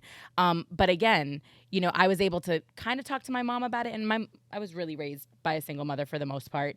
I don't remember us ever having the quote unquote like the actual birds and the bees combo, but I didn't lose my virginity until I was 20. So being around that has, once again, it has nothing to do. Yeah, but it has nothing to do with where you're going to be at. You know what I mean? It's kind of like the gay thing. Being around gay people doesn't make you gay. Being around sexually active people doesn't necessarily mean you're going to be the one, you know, that you're just going to be like, hey, I'm ready to lose my virginity. Can you hang out with Miranda? Sure. I mean, shit, I may as well be a virgin again anyway, the lack of that I get in my life. But whatever. That's a whole different podcast, people. But no, I feel like, again, the sex traffic, it's an important conversation that we need to have at different stages. Birds and the bees, different stages of life deserve a different level of the conversation, right? It's important to let little kids know if somebody is touching you, you need to tell mommy and daddy. And if they're touching you in these places, you know what I mean? Asking you to keep secrets. You know what but so you've learned, and I think that, you know, our schools, regardless, you know, I think that if you're not getting that education at home, which unfortunately in a lot of households, they're not having it in our schools. That is one of the services that schools provide, right? Like, you know, you're not necessarily being educated at home. You might have parents that are working. I'm not saying you go above and beyond and you all of a sudden start teaching missionary or or mutual masturbation. That's wild. I mean, a basic curriculum. But sex ed and health have been in schools for decades in this country. Sex ed and health is more, it's more like these are what your reproductive organs are and that's what what I do. feel like sex ed is. That's what sex ed is. Yeah, but they also, when I was in high school 30 years ago, they taught us how to put on condoms. They did the banana exercise. Really? Yes. Hey. They had condoms then? I'm not that. First of all, they've had condoms since the beginning of time, my man. They were just literally like sheep bladder or something crazy. Yes. And they had contraception back in the. Why is it important for your daughter to know how to put on a condom? Well, first of all, somebody better know, because then what happens if the dude is like, I don't know how to do it, as his excuse to not use one? Wouldn't you rather, if she's having sex, But it'd look, be smart sex? You just said you didn't lose your virginity until you were 20 years old. Yeah. So when do you actually think you were exposed to your first penis that you thought about, you know? I was 13. I'll tell you when. Okay. So that's the thing. Where, you know, 14. at what point? 14? Was I 14? At what point? But was it in school? No. Okay. It wasn't in school. So at what point there could be kids in school that are like so not aware of this and don't even care about this that shouldn't be subjected to this? Lenny, how many of those kids exist? A lot. Are you, Len? Oh my A lot. God! I need you to stop it right Okay. now. How old were you when you lost your virginity? That doesn't matter. That's irrelevant. Okay. If I were to go around this room, I think I'm probably the rarity here. Yeah. Like to have I got gone you all the by way 8 to 20. years, honey. Like, so that's my point. And most of my homeboys as well. I'm just talking about knowledge is power in all of these situations. So whether you want it taught in schools, if you don't want it taught in schools, then as parents, man the fuck up and teach it at home, because it's important if your 12, 13, or 14-year-old son is having sex that he know how to properly put on a condom. One, so that he doesn't get somebody pregnant. I don't think you want to be raising kids at 13 or 14. That's just me. I don't think any parent desires to be a grandparent for their 12 or 13-year-old child. Also, so they don't get the plethora of STIs and STDs that are out there, right? And then why not? I think you're more concerned about your daughters, which is cool. But like your daughter knowing how to put on a condom, so when he's doing it wrong, you're like, you idiot, that's going to pop, that's going to break, that's going to whatever. And honestly, I mean, I don't think I ever did the banana exercise myself personally, but they definitely did it in my school. I maybe handing them out, maybe having an expert that knows how to handle it better. This goes back to what I was telling you yesterday about school, what teachers should be allowed to do. Do you think that schools should have daycare centers? High schools? High school for their students. For their students. You don't want to teach sex ed. No, listen. You don't want to teach. It's not that I don't want to teach sex ed. That's not the point. That's not This is an extreme. Everybody goes, oh, this, oh, that. Well, no, but this has always been. I don't. It's expanding now. I not just don't organs. want someone being able to. I don't want a teacher being able to think about it or put their spin on it. If it's going to be taught to kids, it should be taught in a very specific format that's laid out, that this is what it is and there's a reason for it. You don't want a teacher taking a banana and sliding a condom on it in front of a class of fucking 30 kids. I don't see how they... Because a lot of teachers might get off on that. Okay? That's not... you really? Right. Really, Kimmy? All right. How many teachers, that's an egregious How many statement. teachers have lost their jobs for sleeping with their kids? And pedophilia. How many... And just in the past year. There's a lot more teachers in the world that are doing great work. Like, don't do that now. Half of our teachers are pedophiles. I know. No. Like, I that's mean, not what I'm saying, Kimmy. What I'm saying you talk about taking it to extremes, that's what you just did. Yes, that's what I just did. And go. then you have the one that can't do it. Okay? So there's the other extreme. Okay? Oh, I'm not doing that. It just should be a curriculum that no one has a chance to put a spin on. And it should be something that's a little more tactful. And, you could hand out a comment. You could have, we used to watch videos of things. But you can't anymore. Kids. You cannot hand out contraception or condoms. That's what I was going to say. I don't agree with the handing out. I think they should be available at Planned Parenthood like they are. I think if you want to know these extra sexual things, you can go to Planned Parenthood and they show you these things there. And they should say, for more education, tell your parent to bring you to Planned Parenthood. You know what I mean? Yeah, or it could even be available on a website, in, like he said, a more tactful manner, a more educational manner than just a banana and a condom. Yeah, I mean, I would... In a classroom setting, like, I can't teach self-defense, but you can teach... But that's my point to you, though, Kendra, is that, like, this conversation that we're having, like, all of this is important. Again, if it's taught in the right way and coming from the right perspective, I'm empowering you, right? I'm empowering you to make safer, more educated decisions. I'm not saying you have a whole, like, Debbie Does conversation about the condom and the banana. And sorry, that was a very old reference from, like, 80s porn. I think that was probably one of the first ones I ever saw. Really? Yeah. Debbie Does, what is it? Debbie Does Dallas? Yeah. And Behind the Green Door. But I'm not talking about we're going to teach tantric sex, like, to our high schoolers. Absolutely not. I'm just saying empower kids, because whether you choose to do it or not, they are going to do things that they may or may not tell you in about. School, you should give them the tools to learn about it, and you should have the parents. But you know that to a lot of these girls and boys, but I'm going to say girls because we're talking about that teenage realm, and I'm talking specifically about the Romeo pimps and that are being coerced and that are being wooed on their phones. Like, these are girls who may not have, they may not be sexually active, right? But they're in that stage of their life where they're wanting the attention of boys. They, it makes them feel pretty. It's a part of adolescence. It's a part of growing up. You know what I mean? But if they're armed and empowered with what you have to tell them, like, hey, I want you to have love. I want you to experience healthy relationships. But if these certain things are happening, you know what I mean? Like, just be on the lookout. Like, if he's saying XYZ, or this is his behavior, or he's like you said, he's asking you to keep secrets, he's older, like whatever those highlights are. But with that being said, these are people who are probably moving into the the more sexual phase of, their adolescence. When you're dating, kissing, holding hands and things like that, when your 9-year-old comes home and said, I'm going out with so-and-so, like, where are you going? Where are you going? What are you doing? Like, there's the will you go out with me? Like, oh, I have a boyfriend. Like, the silly shit that 3rd, 4th, 5th, 6th, 7th graders say. And it's like, you're not, like, my uncle used to say, where are you going? You know what I'm saying? And here I was the biggest prude on the planet. To the pond. Like, I wasn't going anywhere. Like, maybe we were all going to the mall back in the day. The mall was the spot, 20 of us posseed up to go to the movies.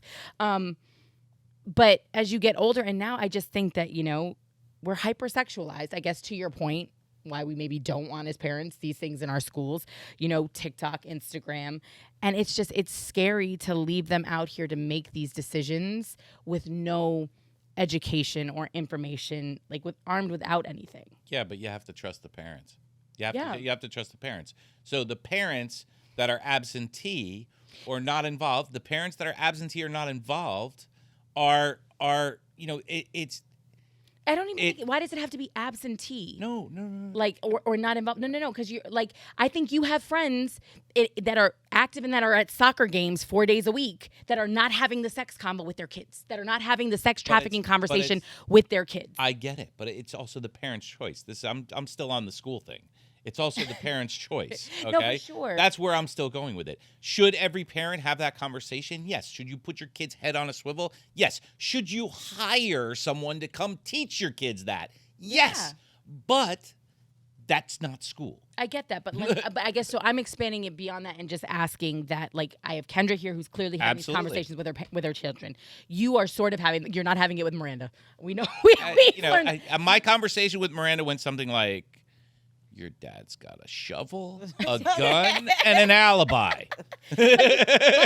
But you brought Kendra to your house. Absolutely. To start giving her some tools so that, she could fight back, so she could feel more confident, more aware. I'm not one of those parents that really thinks my kid's never going to do that. Okay? It's that's good, Len. They're your kid. I was a kid. Yeah, I was a kid. I'm still a kid in some many ways. But it's, I'm going to give her the tools necessary to stop a situation or the knowledge necessary to know it's a bad situation. Yeah. I just worry, to go back to what you said before when I asked you about your friends, or just people in your circle, whether you feel they're aware of the conversation that we've now had twice. And you pretty definitively said no. That's a scary place. And that's all I'm saying is that how do we empower, how do we encourage more parents to have this conversation? I had Kendra come to the house, right? Mm-hmm. To teach Miranda and her friend Brooke some self-defense techniques and make them aware. I invited, through parents, 4 other girls. Clearly, they knew what it was. Mm-hmm. They had the opportunity. They could have come. Mm-hmm. It was their choice not to.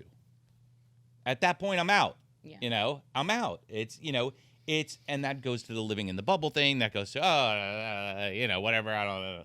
Yeah. Well, I hope to God it never happens to you guys. But if it does, you missed an opportunity. Mm-hmm. And that's just the way I feel. I can't go beyond that. So my friends, are going to do what they're going to do. They're grown-ass people. But I wouldn't mind them playing the movie version of this conversation in a school. Would you? Oh, no, not at all. I mean, and I had a seminar right after where it was in the same kind of neighborhood setting, higher class setting.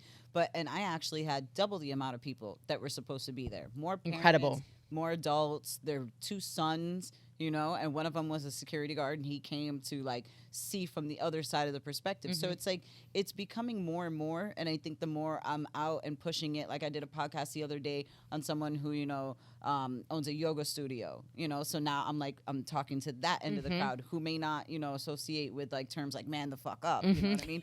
But and then I teach at the elementary school where there's these kids will never have seen me on any other platform. You know what I mean? So it's getting out to each one of these avenues, and then one person tells another person, and then now that he's done that with them, the other kids are going to talk to the other kids, and the kids are going to talk to their adults, and even if they don't do a seminar, they're going to share 1 or 2 things with their friends. Yeah. And that's what it is. I'm just trying to pump it out into every avenue, because it's not just, rich people. It's not just poor people. It's not just lonely people. It's everybody. So everybody needs to hear this message and then share it with somebody else. Well, and even just hear the words sex trafficking. Even being aware of it and then doing a Google search. You know what I'm saying? The other girl who came for Kendra's class, her dad's a law enforcement officer. So what does that tell you? And they were both, you can tell growing up that they'd both heard a lot of things, but it was so much fun when we got to actually test it out, because that's what I always get. I always get those confidently armed people that have never tested it out. Yeah. And so we ran them through a few scenarios, and they did really well, but there were some situations where one of them had the pepper spray flicked on, she could spray somebody. Yep. So when she got into the situation, she flicked it off, thinking it was the safety was on. And so when she went to go spray, he had already grabbed her, and she's like, "Oh, I thought it was on." And I was like, "But have you ever, flicked those things? Have you ever done these things? Because it's one thing to hear them, and it's another thing to actually walk through them and practice them and apply them into everything that you're doing in the day. Practice when you're walking around. Are you vigilant? Don't just hear the things from the seminar. And that's why, like, when I do seminars, I try to teach like 2 or 3 movements. Because if not, they're going to forget it, But if I teach you some things that make sense, it'll stick. If I teach you some easy movements, you might remember them in that moment. You know what I mean? And like the biggest thing that I teach in all my seminars is it doesn't matter what you properly arm yourself with. It's your brain and it's your mind and it's what you packed with it that's going to be the most resourceful weapon that you have. Because a lot of times I'll get, I'll just get a gun. And I'm like, okay. Yeah, okay. What happens if you drop your gun? I'll have my pepper spray. And if it's empty, So now, like, we're running through all these scenarios that if you had tools, situational awareness, empty hand techniques, all of these things, you can combine them. And that's how you'll be able to factor what's best for that situation. Yeah. Because it's never just candy coated. This is a solution for this. No, you have to have a lot of things. That's why you have to continuously continue that education. It's not just like your cell phone's going to save your life. It's not just your gun. It's everything. And think about it, because look, I don't necessarily consider myself presenting as a target when I go places. I mean, I look like this normally. I don't carry myself timidly. I just don't consider myself presenting as a target. But I can tell you this, more than 100 situations where I've gotten out of my car somewhere and I put my key in my hand, right up through my fingers, and I've walked into someplace. Just normal. Just because you're in that element, Just because I don't tear up your fingers. Yeah, whatever. Just like this. Like No. Right here. Right in the center. Punch 'em. But it's it's Now we situational have awareness. fobs. It's situational. Yeah, I'm saying. It's situational awareness. Throw my It's heavy that- ass BMW It's that hit your simple. head. And No. I don't. It's not that I have fear of it, but there's a lot of stupid people out there. Somebody actually commented something they'd seen on a recent study that lends itself to that. And I guess they asked a bunch of predators in prison, things that they looked for or things that made quote unquote victims marks. And at the top of their list when it came to women in particular was walking with your head down or being distracted by your cell phone or having on like your AirPods, you know what I mean? Or even looking like you were lost. You know what I mean? Like you maybe didn't feel comfortable or were not in the, your usual You're in the wrong surroundings. place. Does that all make sense? Yeah, and these are all things that I talk about in the seminar. And like the middle school one, I got a lot of the kids. I was like, "Oh, do you guys look at your cell phone when you're walking?" And everybody was like, "No." And I was like, "What?" And they were like, "We walk like this." Yeah. So they're not looking down; it's straight ahead, blocking everything. Don't use your Everything. phone when you drive, and they got it up here. So it's just kind of like attaching the emotion of what could go wrong to the moment that they're having. Because if not, they're not going to get it. Like you tell them, don't walk with your phone looking down. They're like, okay, but I can see like this. But you're not remembering, was that guy following you? Yeah. Was that guy next to you? What was he wearing? In case he pulled out a knife and tried to attack you or steal your purse, you have no idea. You look distracted. You look like you could be a potential victim, so I have to tell them, put your phone away, make eye contact with people, look at where you're going. Is there something going on by your car that you know? So like I walk them through all this so they can feel the emotions. Because if there's no emotions, it goes in one ear and out the other. Do you focus on like in a parking lot situation? I'm just curious. Parking next to vans or larger vehicles that can obstruct the point of The view. view from people. Are you aware of? I mean, I feel like it's a silly question to ask you. Yeah, and we actually did a scenario where you? they were kind of like beelining to their car because they thought they saw the bad guy. The bad guy's right there, but then they didn't see Lenny on the other side. Or we did another one where, one guy looked clearly like the bad guy, but then Lenny was standing a little bit closer, but obvious in view. So it's just like you have to take in all of it and not what you're just fixating and locking in on. Yeah. So I give them, hey, what if there's 2 bad guys? Yeah. What if one is meant to distract you? Get on the phone with somebody, talk to somebody, share your location. Like one of the girls takes a walk just up the street down the road, but like at like 12 o'clock at night sometimes. I'm like, what? I had it happen to me at Home Depot right here in Oakwood. I went in, I parked my truck. I always park in the same place. I park my truck. I run in. I'm only in there a couple minutes. I walk out, and all of a sudden this car pulls up next to me, And the guy starts asking me questions, right? I'm like, yeah, whatever. Hey, man, I'm like, nah, I'm not interested. When I got to my truck, the lock was punched out, and they had gone through my thing. So they're sitting there watching me get out of my truck, walk into the Home Depot, and the spotter saw me coming out and cut me off. And That was, wow. that was clearly what happened. It was not, there was no, I mean, I was in the store for 5 minutes. So it's clearly what happened. You know what's crazy, though? Do you know how many people would have never put those two things together? Yeah, probably 1,000. Yeah, I mean, times yes. a million. Like Yes. I'm just saying, there's so many people Of that have been course. like, "Oh my God, somebody robbed me," and would never correlate that the individual that just stopped them to make small talk was a part of the bigger picture. And again, like that comes back to what I think this entire conversation has been about both times. Is that it's why these are important, because many people, unfortunately, are living in their very kind of, I don't even want to call it safe, because what is safe, right? But we're living in this space where we're just oblivious and unaware of the interconnectedness or our own personal vulnerability. I love that. I love the way you put that, because it's different for everybody. Like I'm gonna go back to the phone with the comment. Yes, with the kids. yes. It's like, everybody's like, oh, it's a horrible way to live, Well, clarify what this is. Oh, So this you is about discussed the bad comments that everyone was saying, because I don't have a cell phone for my 13 to 15-year-old, that everyone was saying I had bad parenting techniques.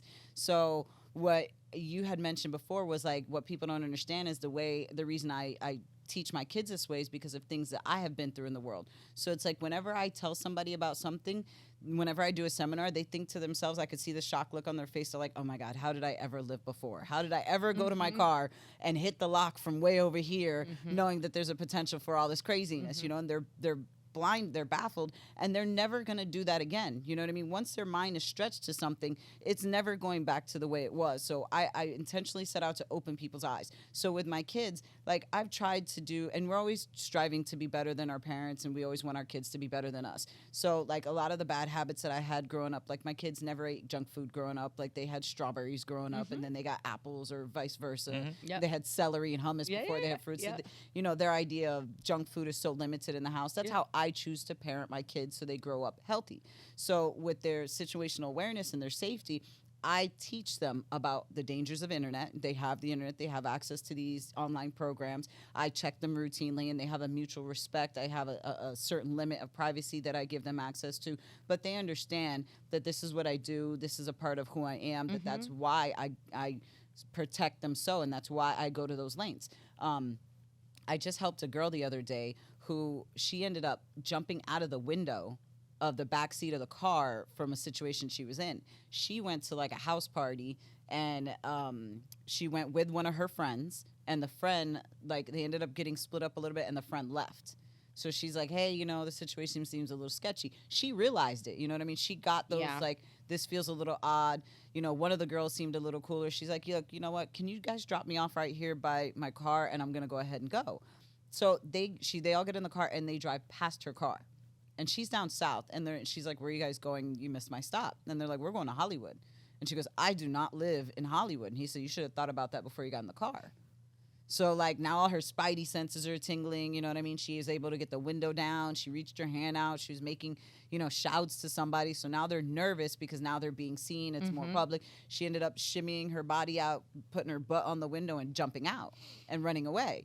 But she, growing up, her mother had been through a similar issue where, she had something like that in her family happen. So she grew up learning these things. Her mother always made her aware of these things. And because she was aware of these things, she was able to detect it and see it early. Yeah. You know what I mean? Like, in the last episode where I said my kids don't really go anywhere where there's not phone access.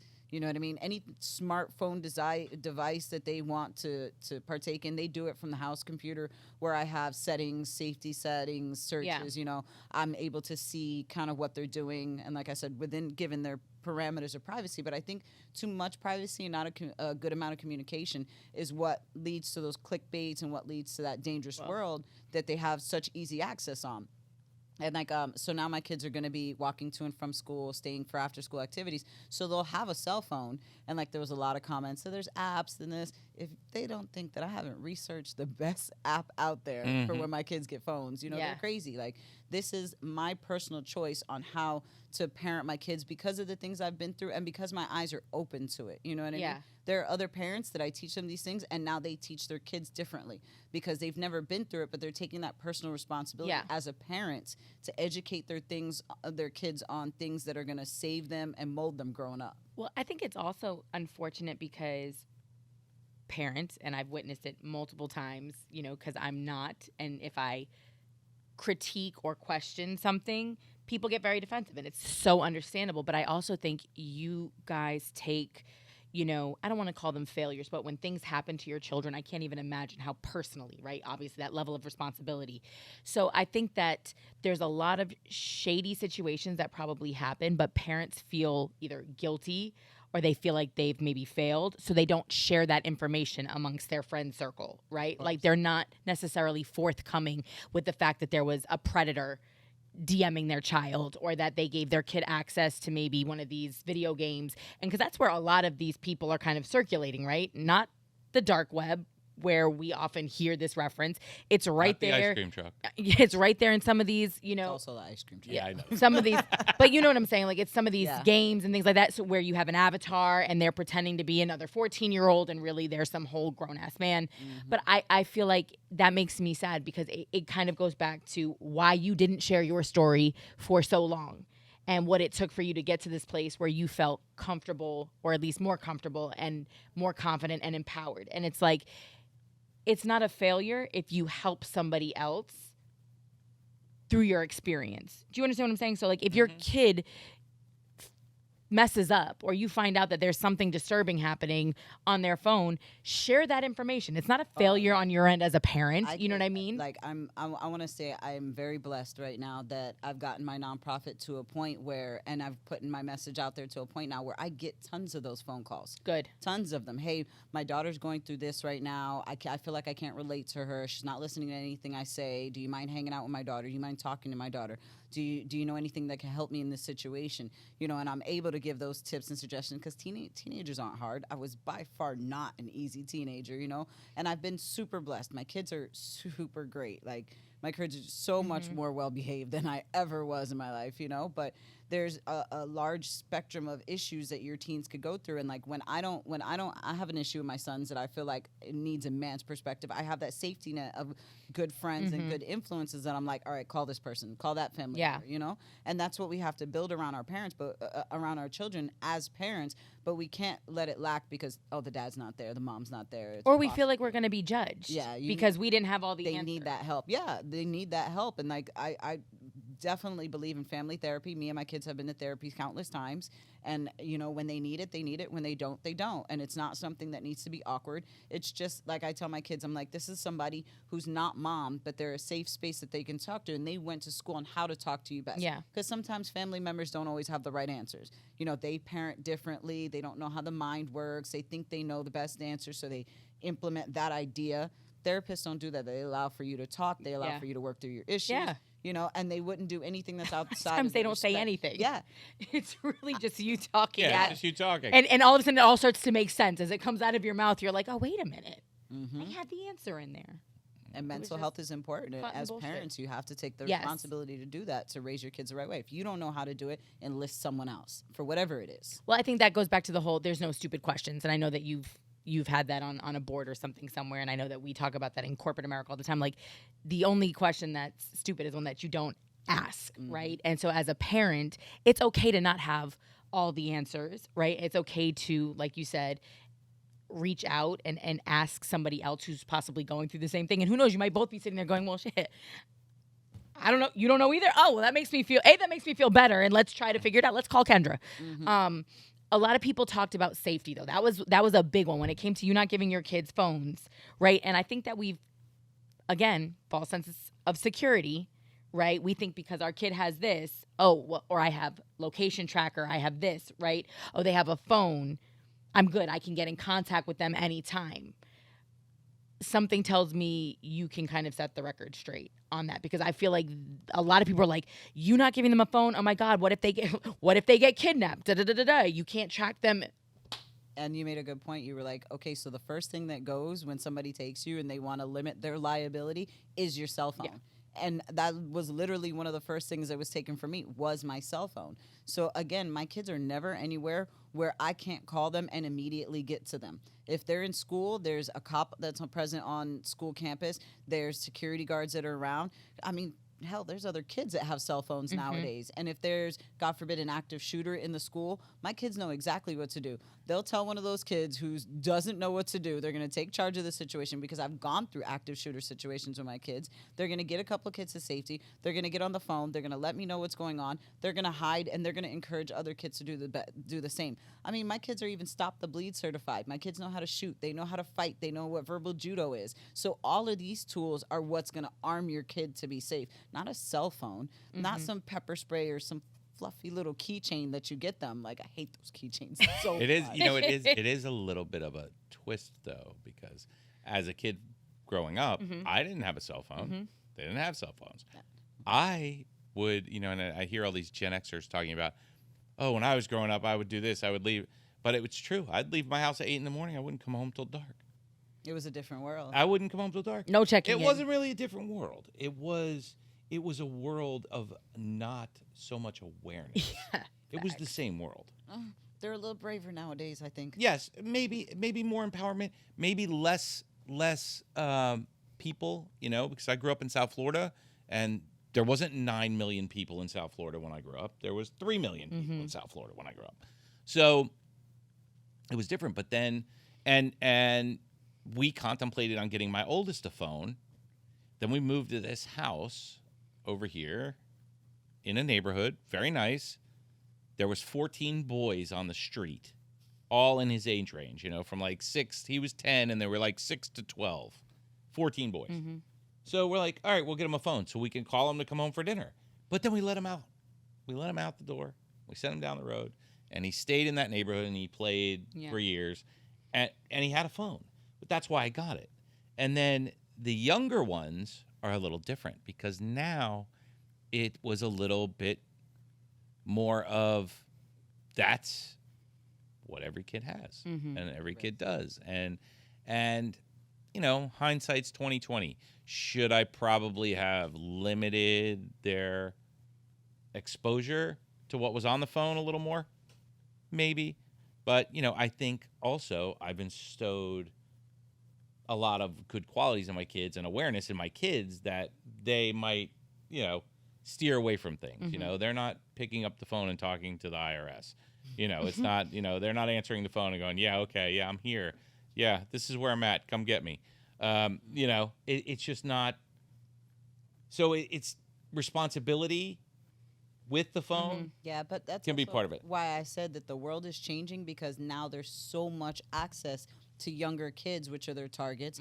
They're when I say they're brave, I mean the bad guys, because they're looking at ways to be more technologically advanced than we are at hiding themselves, at hiding as other kids, as coercing them to come outside. So it's a risk, and it's a double-edged blade by trying to give your younger kid a phone, because they don't know these things. And if you're not giving them the information to protect themselves, then they don't know how to protect themselves. So I saw a 3-year-old set up the phone. Did you see this on TikTok the other day? That's But that listen, to me is just like there was a 3-year-old who set the phone up, and somebody but it was like around the corner, and she set the phone up to do like a little TikTok dance. But I promise you, she was like 3. And I say that to say, they watch everything that we do. We know this, right? They're sponges.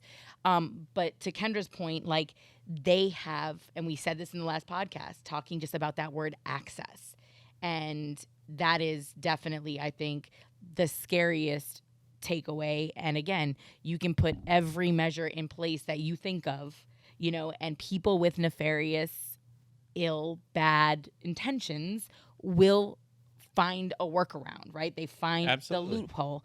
and arm your kids with knowledge. Yeah, and that's what I'm saying. And the other thing is, when it comes to the phone, your child thinking that this is going to get them out of any bad situation is, again, a false sense of security. Now, their phone can be a tool if it doesn't get taken from them, or if they're at a house party and they feel like something's weird, or that gut instinct kicks in and they still have the phone and they're like, yeah, this is whack. Like, I either need to text somebody, I need to call somebody.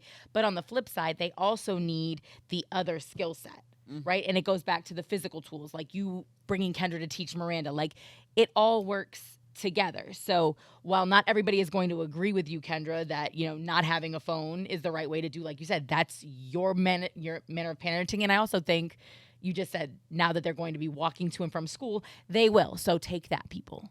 Yeah, you know, you don't have to have a smartphone. You can have a flip phone. It's a phone. And you anything can make a that phone they call. can access online, they can access on the computer where I have those safety settings, you know? That's what it's more about. I'm not denying them any socialness. I'm just making sure that it's the best precaution while I teach them until they can make their own decisions the older they get. You know And what not I to mean? mention, what is the problem of them calling a friend? Like, you know what I'm Old saying? school. Like You were fine picking up back the in the phone and day. having an actual conversation or getting on the computer. That's part of and the problem FaceTiming today. with them or whatever, because I'm sure, like you said, they have access. So if they want to have a conversation with a friend, hi. That's a here big we part are. of the problem today. Is kids not being able to communicate with someone in person. That's a huge problem. Well, it's also what makes them more vulnerable, I would assume, Yes. to the But- creepos in their phone. Yeah, and you know Absolutely. what to add?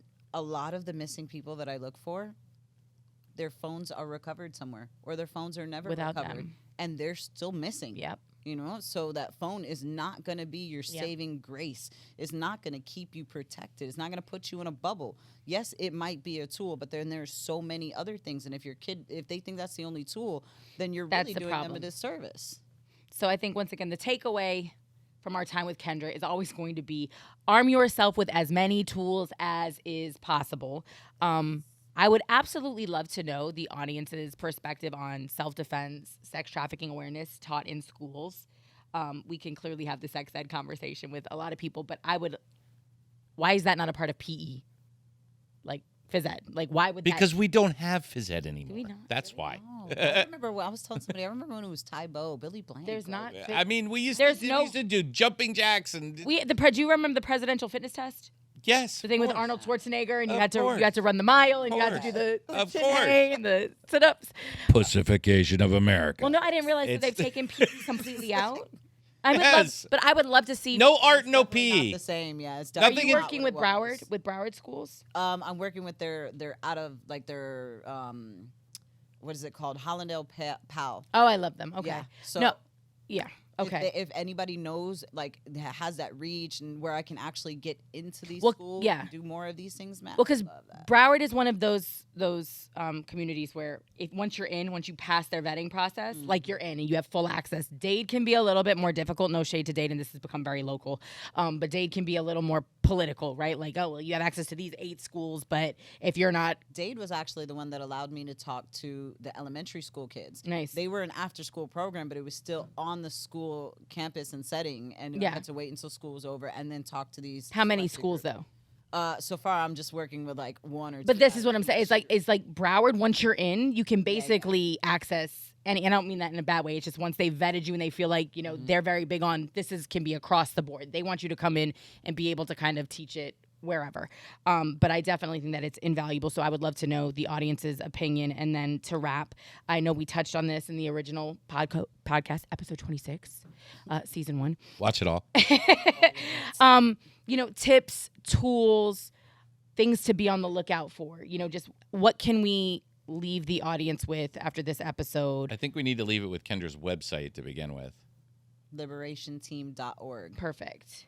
So on there, I have 1-800 numbers. I have our personal number. I have sources, resources, nonprofits that we work with. But either one of the phone numbers that's on the direct front page can lead them to whatever kind of assistance they want. One goes straight to our business phone, which somebody always answers, and the other one goes straight to a 1-800 number. The 1-800 number is an anonymous number where somebody can call in tips or call in and ask for help. Yeah. So they can get a lot of resources there.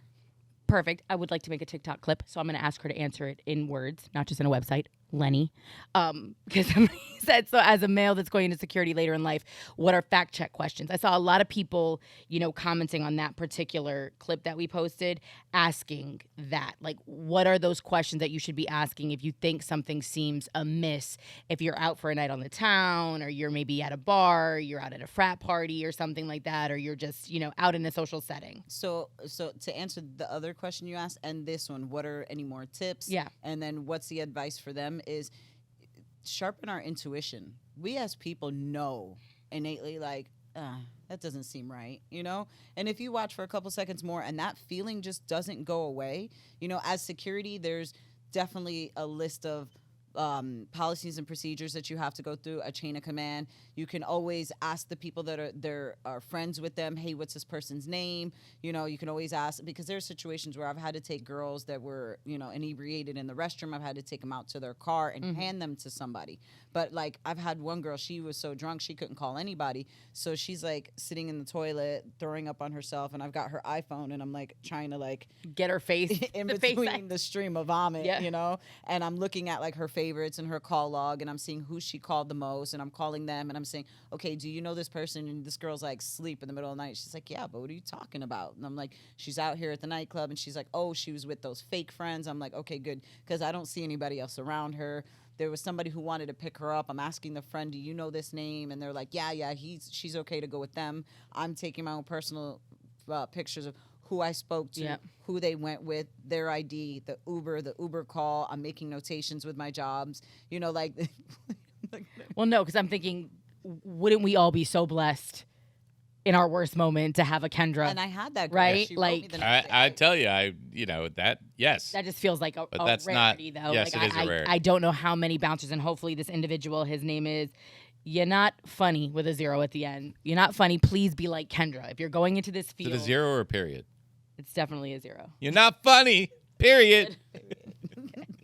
I missed that joke clearly from a comedy And then special. the number that's on the website is something that you can call, and you can make these anonymous tips, and they will make the phone calls to the police and alert them, and, you know, wherever the police take them from there. But I mean, it never hurts to make a suggestion, or to make a suggested tip. You know, it like, you could have been that one person that noticed something, and that person could have been held captive for so long, and you were that one difference that broke it all for them. You know, it could have been one day, 10 years. But you could have been that one person. If it pans out to be nothing, it pans out to be nothing. You know, they're not going to arrest them for not doing nothing. But if it is something, then you could have been that person that changed their whole life for them. So just trust your intuition and follow that. Yeah. And educate yourself, but trust your intuition. See something, say something, right? Basically. I just think that a lot of us are just in that space where it's like, it's not my business. Yeah. It's not my place, right? And we need to get out of that, and we need to look out for each other. I know we talked a lot about that in the last one. And to anybody who is watching this, do not be surprised if you start finding yourself more aware of the situations in your community.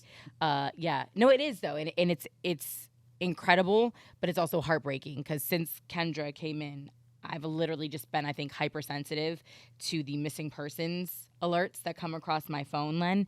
And I mean, There's a lot of them. We probably have 3 or 4 a week that make it to the news. And what's even more heartbreaking is I think I've only seen 1 or 2 out of the probably 12 since Kendra was here where I've gotten confirmation, where there's been an update, and it's like, oh, was found safe, was returned to her friends or family, and they'll be in the headlines for a couple days, and then poof, nothing. We're on to the next missing person. And that's the thing, is that people don't understand that it could be their family members. And then people like, you know, the girl that we're looking for now, Victoria Gonzalez, where it's been almost a year. She's 14 years old, and she's out there missing. And like, I go and I help them, you know, hang the door hangers and pass out flyers. And I just think to myself, I'm like, God forbid, if this was one of my children, and my friends couldn't donate one weekend of their time, or if I'm doing these events once a month, you couldn't arrange some time to come out here and help me, or at least show a productive end to help on your end, you would not be my friend anymore. Like, it doesn't necessarily need to be somebody that's close to me for me to understand that situation. I lived that situation. I was that situation. And I'm fearful every day of that situation with my kids. So my kids come to help me pass out these flyers. Yeah. I don't get other adults out there. I get my kids. We walked 2 miles the other day in the heat, no water. They were not complaining, not one bit. You know, so for me, for my kids to be that way, and I can't get other adults to be that way, it's just astonishing, and it's very, very sad. But we need to look at those missing persons. Like, you get an Amber Alert on your phone, screenshot it, share it on your social media, move on with life. It's not hard to help. Like, I'm not asking people to change their whole lives. I'm asking you to protect yourself, open your eyes, and pay it forward. That's it. Well said. I feel like that's the mic drop moment right there. I think so, too. All right. So, Kendra, thank you again for giving us a significant amount of your time.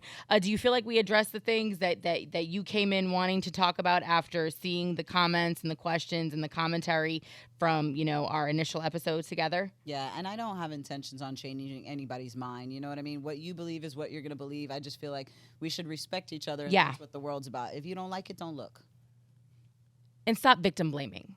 Like that I think is again another very big takeaway from that. And if you didn't think that exists, just read the comments under this particular, episode's clips on TikTok at ManTFup TV, because a lot of people think that we're being extra. When women talk about abuse situations and how difficult it is to come forward, and that, it's literally us having to prove that we were assaulted versus, it's we're guilty and have to prove our innocence versus the other way around. And things are hopefully moving in a better direction. I think there's a little bit more awareness.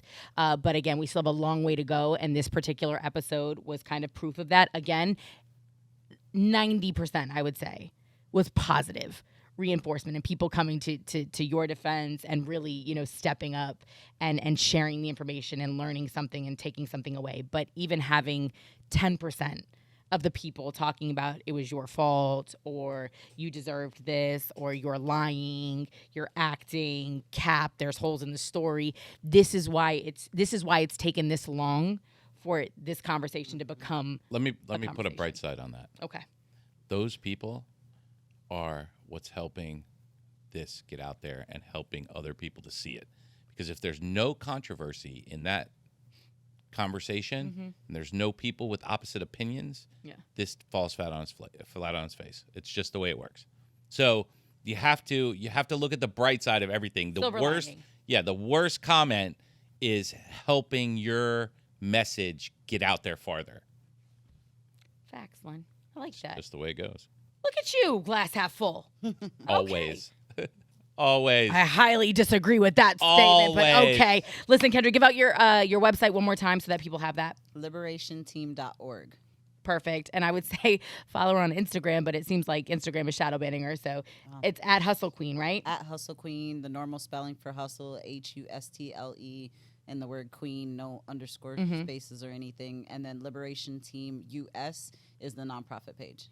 And please, please, please, if you're going through a situation like this, or you think you know somebody who is going through a situation like this, or could potentially be putting themselves in a situation that could lead to trafficking, slide in Kendra's DMs. We also have a domestic violence division now.